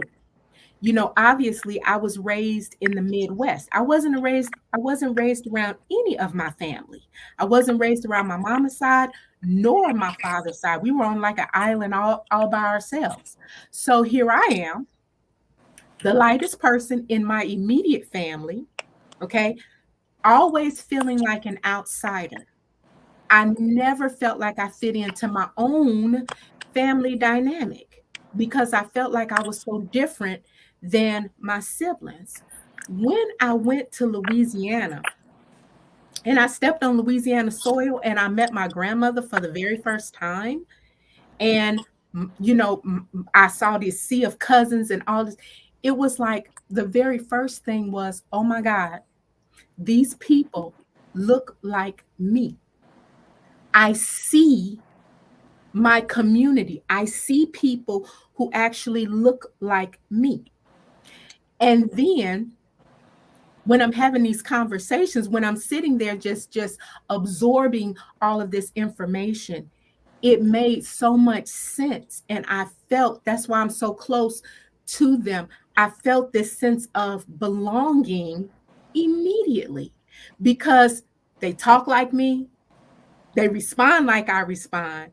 And it's like, growing up on the island all by myself and not knowing where I belonged, it's like that community was, those were my people. Those were my Yeah. people. I could trace back generations of people that I look like. How I get to be so daggone light. My mom wasn't really a dark person, but I mean, I'm light bright. Well, I mean. And I've gotten slightly darker, but I mean, I was so light that you could see the veins. You could see my veins, like in my face and all of that. And so, the sense of knowing where you come from. And that is the same thing that I take from studying the Bible, just the knowing where, you talk about knowing history, you know, there's always a true beginning. And yes, all of these things did happen to quote unquote keep a minority race in check. I mean, it happened to the Jews, right? The original Jews, the Israelites. It happened to them with the Romans and whoever was conquering, at the time. It happened during slavery when people were, bringing us across and then coming over here and figuring out that it was more economical to just breed us with one another and keep us in captivity. You know, the way that you control people is to keep them ignorant. So even though there was a quote unquote slave Bible, you have to remember that slaves weren't even allowed to learn how to read or write. When they did, except for quote unquote the pastors, but when they did learn it, right? When they snuck and learned, or when, whoever the slave master's child was that was teaching, they knew best friend, because they didn't understand at the time that, they were going to have rulership over them, how to read. Then it's like, you had a skewed way of learning. You know, even something as simple as, where the Bible says, spare the rod or spoil the child. Spare the rod, you know, somebody will take that out of context where it means to beat the life out of your kid, when that's not what it means. It means to have discipline over your children. You have to discipline your children, whatever that methodology is. Discipline your children so that they won't be out of control, spoiling the child, which means that as they grow older, then they're just adults, out of control adults. So I think that there's a lot to be gained from the Bible, you know, because it does teach you economics. It teaches you about money. I mean, you have to delve into a thing to really understand the benefits of it. We can believe all day whatever Elon Musk says or Bill Gates, because we can see those people. We go and we buy their books. Who is the one who the financial guru that we all buy into his methodologies, Dave Ramsey. We'll do those challenges like all day. What were you going to say, India? Hmm? Were you going to say something? I was letting her finish talking. I was letting TT finish talking. I wait till she was done. She done. I shut her down. She done. We'll buy into all of that for those fee-based things, right? We'll definitely buy into that, but you understand that everything, if you trace it back, those parts come from that Bible. They actually do. Let me say why. You have people, and to Chickawick's point was saying that as well, something similar about people will believe Warren Buffett, Elon Musk, whoever, because there's unanswered questions that so many people have been just pushed along, or as the kid, slapped on the hand, don't answer that question. It's just been, okay, no, we're not going to give you the answer to that. So that's automatically going to seed, a nature of disbelief. I agree. But yet, because of the power of religion, especially religions in the Black community, we're still swept up into the movement, right? We still follow it. We still go to church. We still listen to the man-made rules. Don't wear pants, right? We still do that because those questions haven't been answered for generations. Ashley said something earlier, which I don't know if people caught. We're in what's called the age of Aquarius, the age of knowledge. Now, if you look at a historical timeline, and I keep bringing this up for a reason because I really want people to go and do this. If you look back, early, they didn't even call it Christianity. Research when the term Christianity was put out there, right? It's around the same time what Catholicism was created, basically. Mhm. There was the early Christians, if you will, were not what's called Gnostics. I'm not gonna feel like I'm making up. I'm gonna look it up real quick. Gnosticism came before what y'all know as Christianity. What was it? Well, it was the belief. I got too many links open. The belief that human beings contain a piece of God, the highest good, or a divine spark within themselves, which has fallen from the immaterial world into the bodies of humans. All physical matter is subject to decay, rotting, and death. Right? Jesus is identified by some Gnostics as an embodiment of the supreme being who became incarnate to bring gnosis to the earth. Right? Gnosticism it's about having esoteric knowledge. It's about knowing from a spiritual place, right? And what this human journey, which we're supposed to be doing here on this human journey, right? Esoteric knowledge of whom enabled the rendition of the human spirit. So when Christians are talking, they're talking about, and when Black people who call themselves Christians, they're talking about Christianity from slavery. They're not even going back to the beginning of Catholicism, Christianity. And they're definitely not going back to even before that came into play. So if we look at it from that perspective, as a community, we should not be into this whole religious thing, especially if we're not even taking into account the detriments, guys. I know some panties and draws getting in a bunch, but the detriment is done on the Black community, irregardless of what the slave. If we just look at this one thing, see, I'm all about community, right, Janet? You know, you've seen the programs I've done. You've seen the church program I put together. You've seen the program I showed churches how to create their own income streams. With most churches, in Black America, I found I do not want to do. They want to tithe people, right? You've seen these things, so you know what I'm about. You know where I'm coming from with this. I'm about looking at this thing the right way. Hey, if you want to be religious, right? But there's even a right way to do that most churches are not even doing. So we need more call out, right? And it's all related. We can segue this thing right into generational wealth. You know, I don't like saying that because we're not really creating generational wealth, right? It's all related. And then to bring it all together from my perspective, what I do, $800 billion over the last 10 years in tithe. Where would we see that in the Black community? I'm not talking about one or two communities, guys, that, they're doing this. They got a nice food bank. Oh, they got a nice women's shelter. No, if we got 18 churches in a town of 2,200 people, which is representative of the concept that there's a church in every corner, there's a lot of things we should have in our communities going on that's negative. That's the perspective. I agree with that. I agree. Okay. I wholeheartedly agree with that. Go ahead, Indy. No, I'm sorry. I No. just wanted to say this. So me and my husband, we share the same views, pretty darn near pretty much. So we actually was trying to say that we want to put it together a documentary on this topic. We were riding down in Gary. What is that? Dormilla? You know what I'm talking about, Dormilla Project. I even know the name of that street. Okay, so the whole block, okay, they closed down those projects now. Yeah. So they getting ready to gentrify Gary, but that's our own fault. But that's a whole nother topic. So I saw about 30 churches within that 1 mile radius.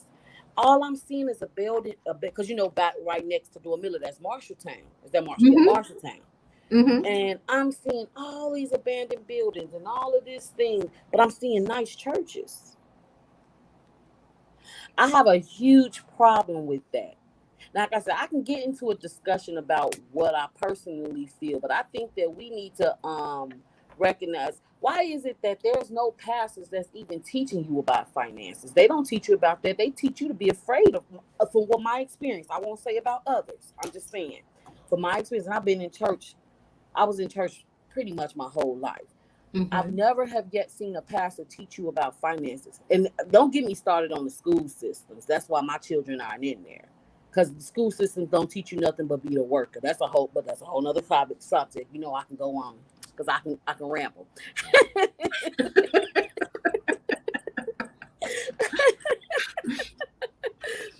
So what you're talking about is really the destruction, basically, of city and state. It's a government destruction. And because when we talk about Gary specifically, okay, because Gary is where I was raised. When I was growing up in Gary, it was a very much a metropolitan, mixed race community, middle class, middle upper class people. I grew up with diversification in my schools. I grew up with Black teachers, educators. There were prominent Black people all around me. My high school, even though at the time they said my principal was a mafioso, which I wouldn't be surprised. But we had 2 assistant principals. One of them was a Black man, and we had a dean of students who was a Black female. And so when I talk about like my own particular like dialect, right, my word usage, and if Chick is still on here, she'll know what I'm talking about. the assistant principal would get over the loudspeaker and he would say, there will be no congregating in the vestibule area, right? So that was his term. And I would die every single time.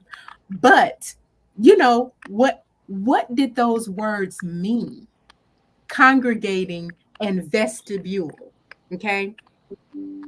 It was congregating is gathering, right? And vestibule was that particular area of the school, the entrance way, if you will. That was the principal. The entrance way, if you will.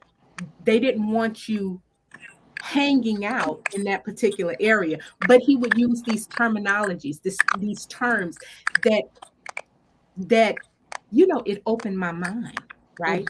And then it didn't hurt that we were only blocks from the beach where we hung out.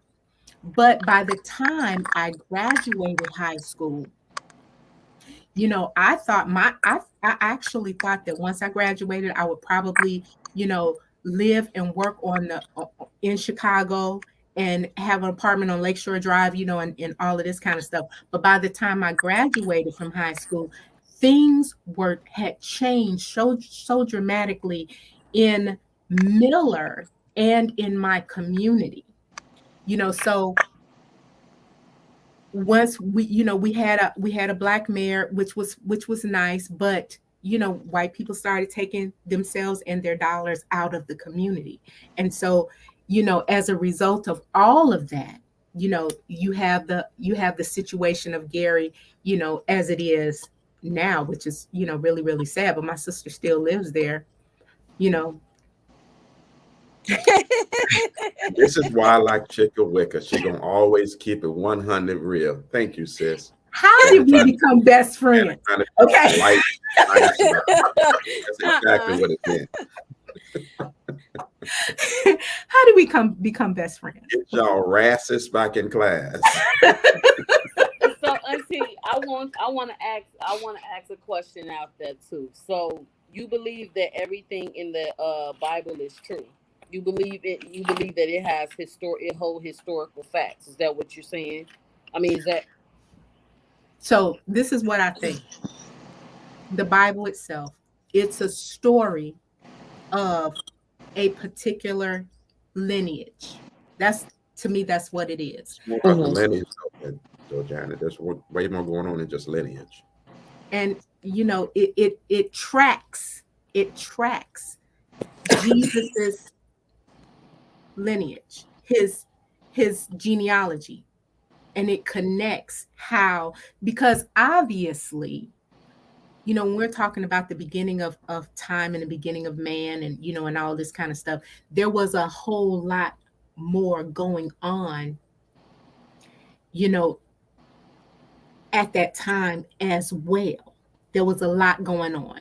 You know, there were millions and billions of people, you know, if you actually read it and grasp it, then you will understand it. You know, it was like nations of, like the nation of the United States. It was vast. It wasn't just a few hundred people or a few thousand people. There were millions and billions of people, you know, at that time. But the Bible is a story of one family, pretty much. It's the story of, it highlights, that's what I should say. It highlights in all of the things that it talks about, it's really highlighting the story of one family and the connection from Adam, who we perceive as the first man, and then to Seth, one of Adam's sons, okay, because Adam had many sons. Seth, you know, when we talk about Cain killed Abel. And so you kind of cut the tie between the spiritual man and the carnal man, because Adam killed, not Adam, Cain killed Abel. Cain killed Abel. But life didn't stop with them. What's your answer to the question, babe? This is my answer. This is my answer. It's not just cut and dry for me.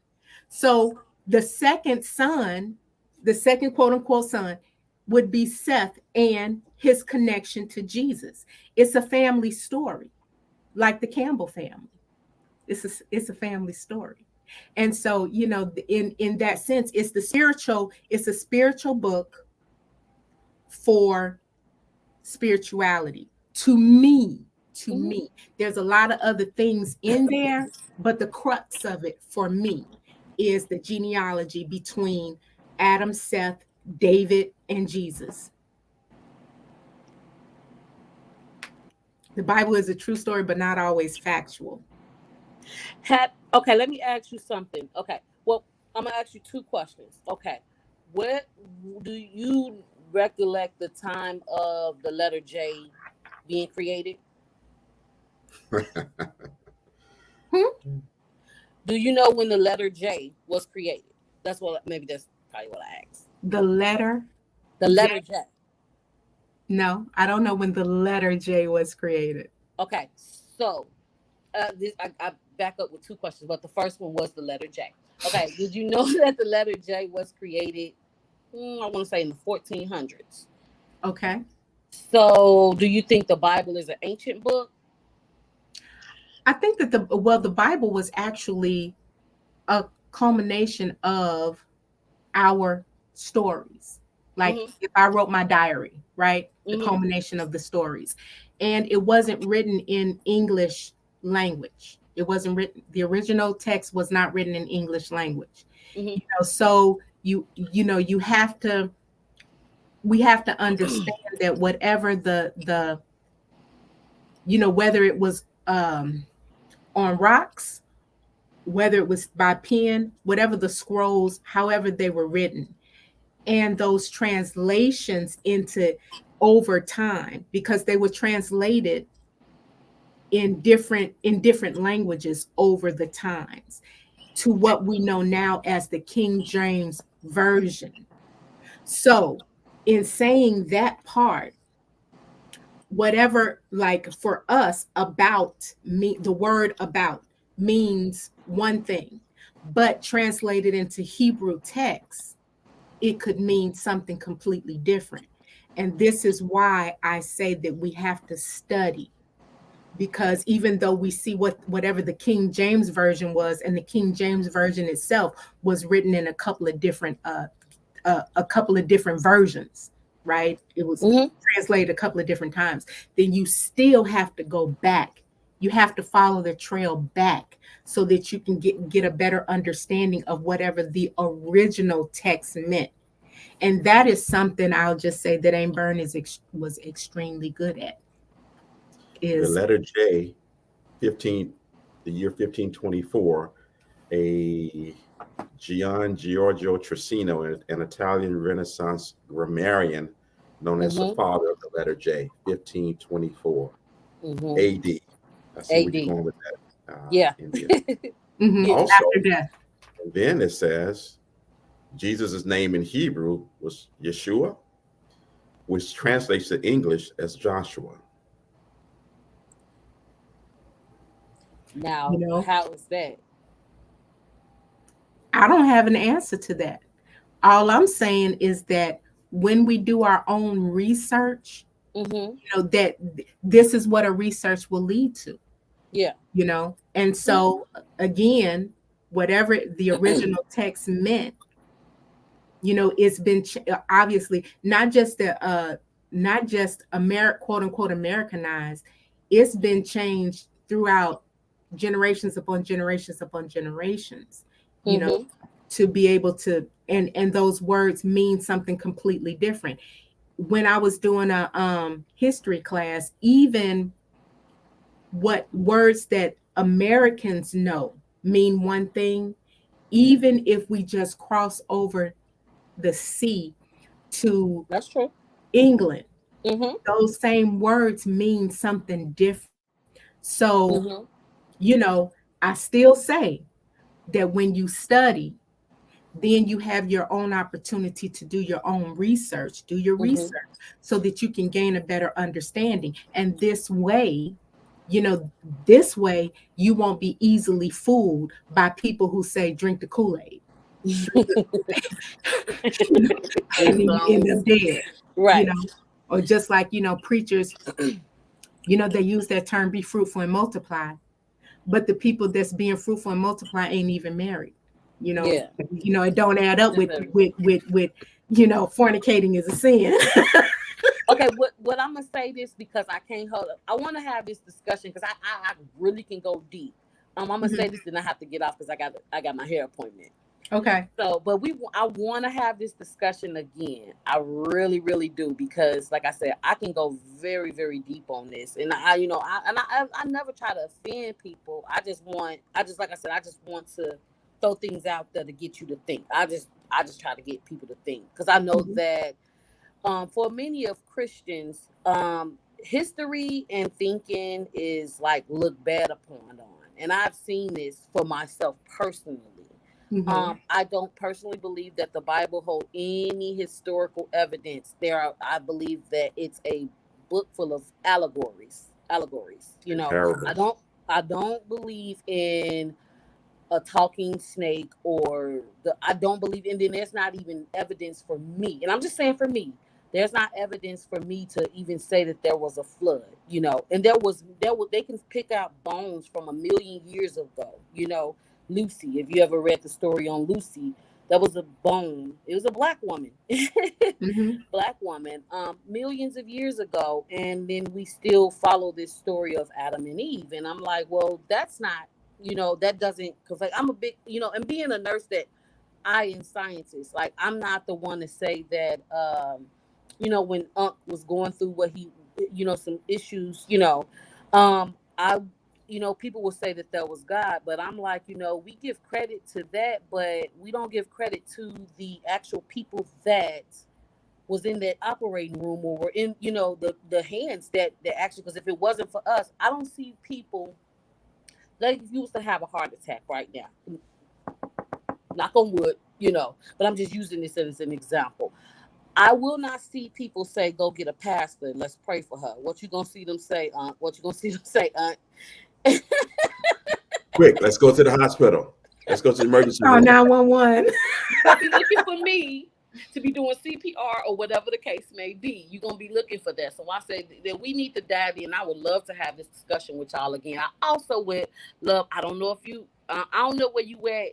I kind of think like you and I be on the same level. This ain't no shade, Auntie. I'm just saying. I agree with you agree with a lot of things. We do. But when it comes to this, I lean towards more and I don't know where you at in your level right now, but I would say, do you know about Jeremiah Kamara? No. Okay. That brother you need to look into. Jeremiah Kamara. He on YouTube, he has this thing called slave religion.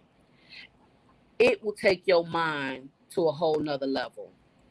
He also wrote a book as well, and I think it's called Holy Hierarchy, if I'm not mistaken. Jeremiah Kamara, he goes deep on this. And also he has a what's that? I'm sorry, y'all, brain fog. So he has this documentary on Prime Video called Contradiction, and it's talking about how the destruction of the Black church and how we hold on to all these different religions and faith, and where we at right now. Like, Dr. Clyde Anderson talks about how we have not moved 1%, 1 iota since what it was, and I'm paraphrasing because I got so much on my mind. Since, I don't know if you know who Dr. Clyde Anderson is, right? Do you know? So what now?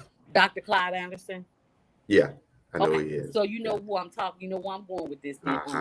Okay, we have not moved 1% since the day of the, I'm paraphrasing, since the day of the Civil War, or whatever the case may be.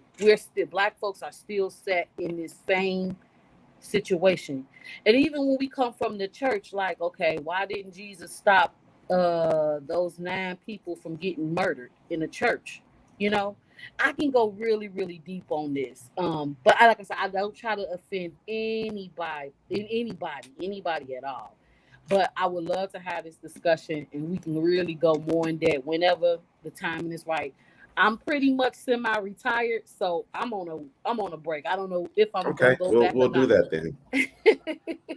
We'll do Yeah, we that. have somebody on Friday and somebody on next Wednesday. So we'll have to get together and get you on the schedule when we gonna talk about the divisiveness of religion. And I know, like I said, when it comes to see, black folks know more about the Bible than they do about their own history. It's like these people, Yeah. they know who we are. We don't know who we are. We are really lost, and it was by design, like Unc says. It's by design. I mean, it's a plethora of things I can get into.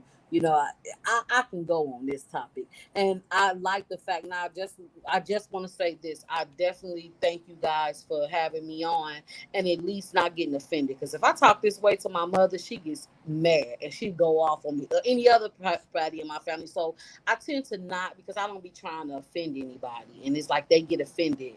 So I'm just glad. I can't be offended on your opinion because It's we're all entitled to our right. opinion. Our experiences are, different. And number one, number two, we're in a different generation, Right. as well. And I think that, to your point, I feel that when you're more deeply rooted in your religion than you are in your spiritual journey, then that's going to be, it's always going to be triggers, right? So it's no different than, I could never I could never be a Catholic. I could never be Catholic because of, I don't, I believe that people are supposed to be married. If you believe that, fornication and adulterous behavior is a sin, then you should believe in marriage. And because they don't, I also don't subscribe to making children vulnerable to possibly being molested. So I could never, and it's not that what I hold against the Catholicism is that they cover it up. Yeah. They cover it up, over decades and decades. Okay.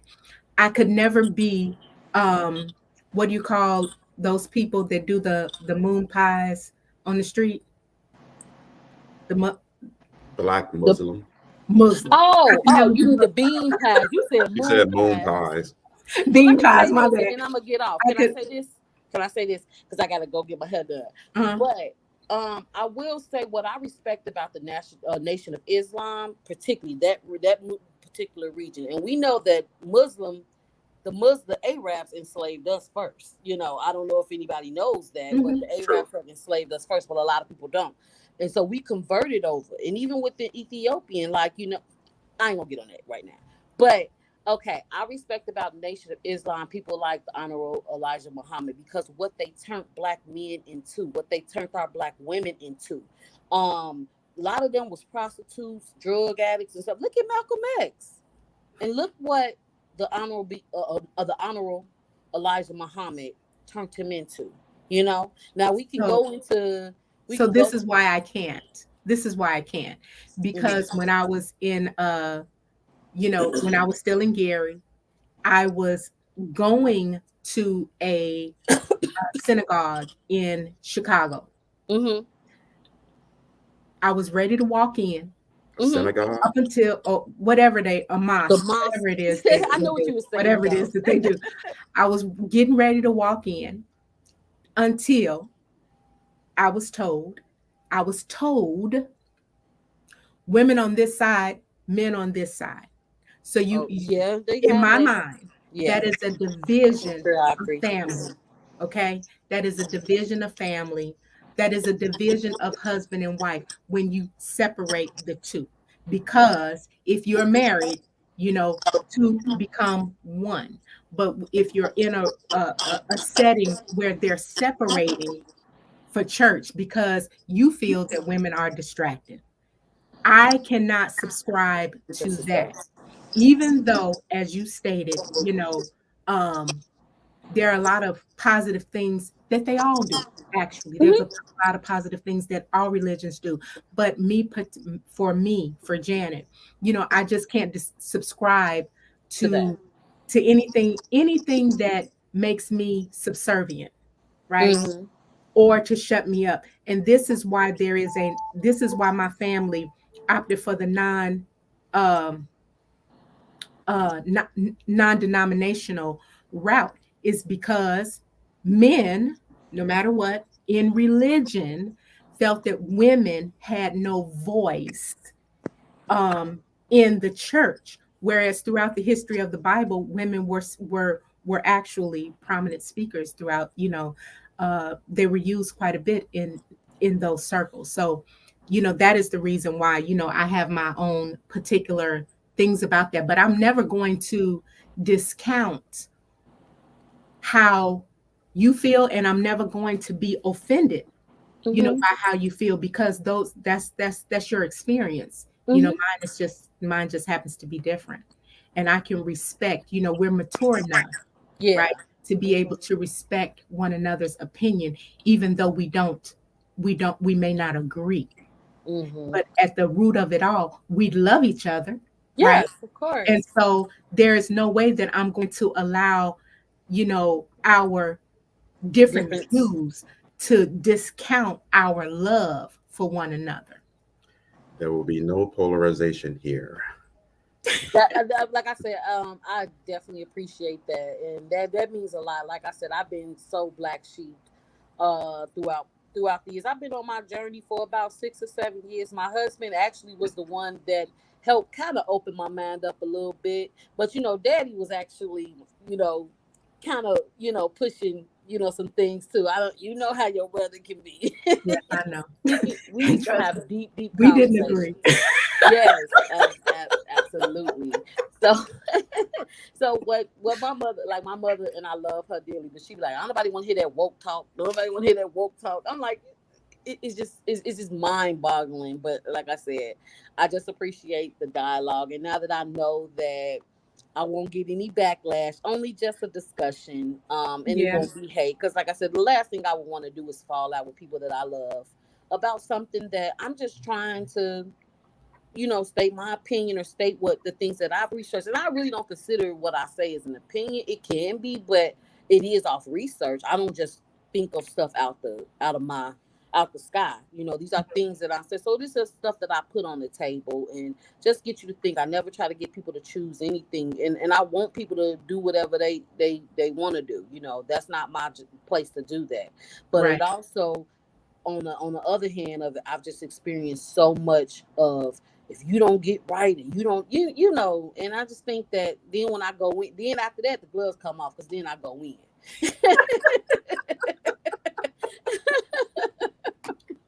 We'll definitely have to set that up then, because there's numerous conversations we can have. We'll be a little bit more structured. Actually, we'll let you be in sharing your thoughts, and we'll comment as accordingly. Okay. As usual, Janet is the admin for all things JCG, so she'll set it up. I love you guys. I gotta get ready to go. And like I said, I appreciate you guys for not hating me for the conversation. I really appreciate that. Hey, bring it. And next time we're gonna go all in. We're gonna offend a lot of people. Yeah, well, you know what? Hey, I'm cool with that. I care more about not offending people that I love, like y'all. I don't know everybody else. I mean, I love everybody, but I'm just saying, I don't want to. My only question is, why would you be offended over my opinion anyway? Whether from all the other isms, of the world, it's just conversation. We should all let us come together and commune, shall we? I love you guys. I love you too, Andy. My petition texting me now. All right. Love you. All right, later. Well, I knew this was going to go long, and ended on a kind of a funny note from the Gary crowd. These are Janice people, by the way. Uh, that's I the can't even takeaway, deal with right? that chick. I And I cannot think deal with her today. She owned it. I think one of the points India was going to make about Black Muslims is what they did for the guys. I'm about uplifting the people in the community, and they did do that. I don't agree with some of the other things, the man-made parts of it, right? But they did take a lot of people, kind of off the street, clean people up, clean up the community, and it was that Black empowerment part of it that I like about what they do. Or what they did or what they do or whatever. I don't know if she was trying to get around to that point. But this was a long show. We don't normally, guys. We've been having discussions about time frame. I see that that's not going to work. So our time frame is an hour to an hour and a half, but we'll be pushing on longer than that sometimes. It is what it is.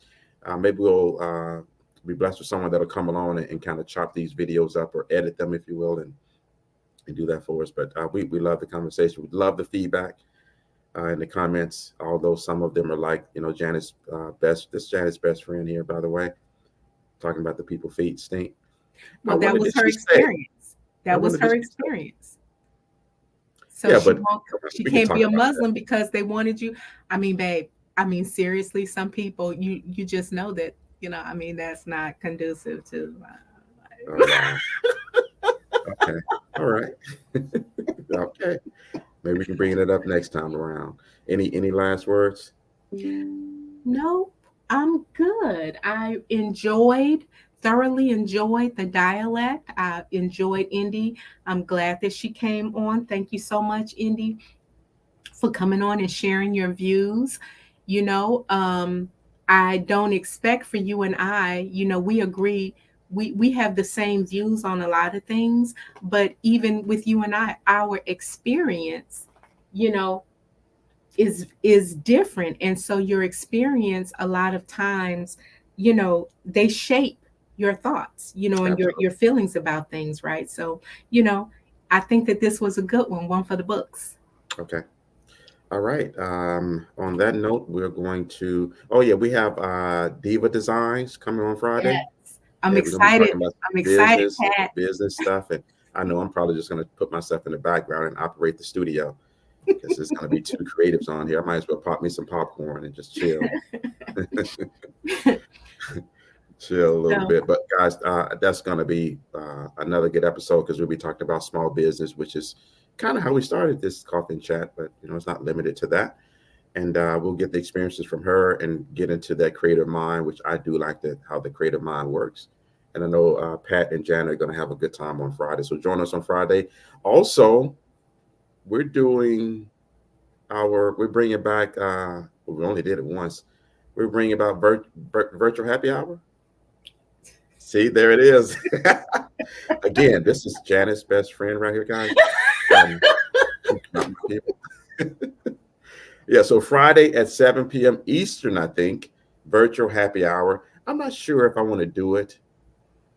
I tell you what. Here's my thought. We can have 10 people live on the platform, or we can go into a private thing where it's not, it's not actually on Facebook, if you will. It would have to be private. I'm getting people that are saying, keep it like this. Listen. We are not going to offend my family. We're doing this in private. How would we be offended? We're offending everybody. That's going to be the tagline. Coffee chat with Sam and Janet. We're going to offend you. I am not getting no calls from my elders. For this offending. Get your offending today. Calls from my elders talking about, Jan, you know my response, right? You ain't gonna respond anything to the elders. You're like, yes, ma'am. Jesus drink wine. Jesus made a winery out of thin air. Snapped his finger. Whoop. Party still going. We ain't stopping this party. Party over here. Party over there. You like my BFF?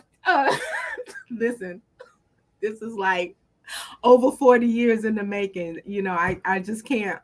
I just can't with her. Opinions shouldn't offend. What a great statement to end on. That is so true. That's so true. Opinions shouldn't offend. That's a Facebook post. See, now she's my people. Tell the elders to go to bed. I think I'm gonna keep it like this. Chicken Wick ain't always on my side, so I'm gonna take this right here as a plan for the development of our friendship. Tell Ezel we said happy birthday. Yeah, happy birthday. What's Ezel's nickname? Easy E. I thought it was Lightfoot. Lightfoot. Anyway, we gotta go because I'm getting hungry and I can't eat till full. All right. Gotta go make me some special water. All right, guys. Thanks for joining us again. We'll see you here on Friday at 8:30 for Coffee Chat with Sam and Janet, and also the virtual happy hour at 7 p.m. that same day. Drink whatever you want. We're not telling you to drink any alcohol, but whatever you want. And remember, we want people to come on to the discussion. We can have up to 10 people on here. Don't be shy. I don't think you have to show your picture, your face, right, Janet? You can turn off your camera if you want to, which wouldn't make any sense, right? If you come on. But anyway, we want to have some people on here live with us as well. I don't want that to be just us on here. So anyway, we'll see you guys later. Ciao. Ciao for now. Ciao for now. Okay, I love guys. you too. Let me get back over here. I should have had my thing queued up. So I was talking too much. All right, guys. Have a good day.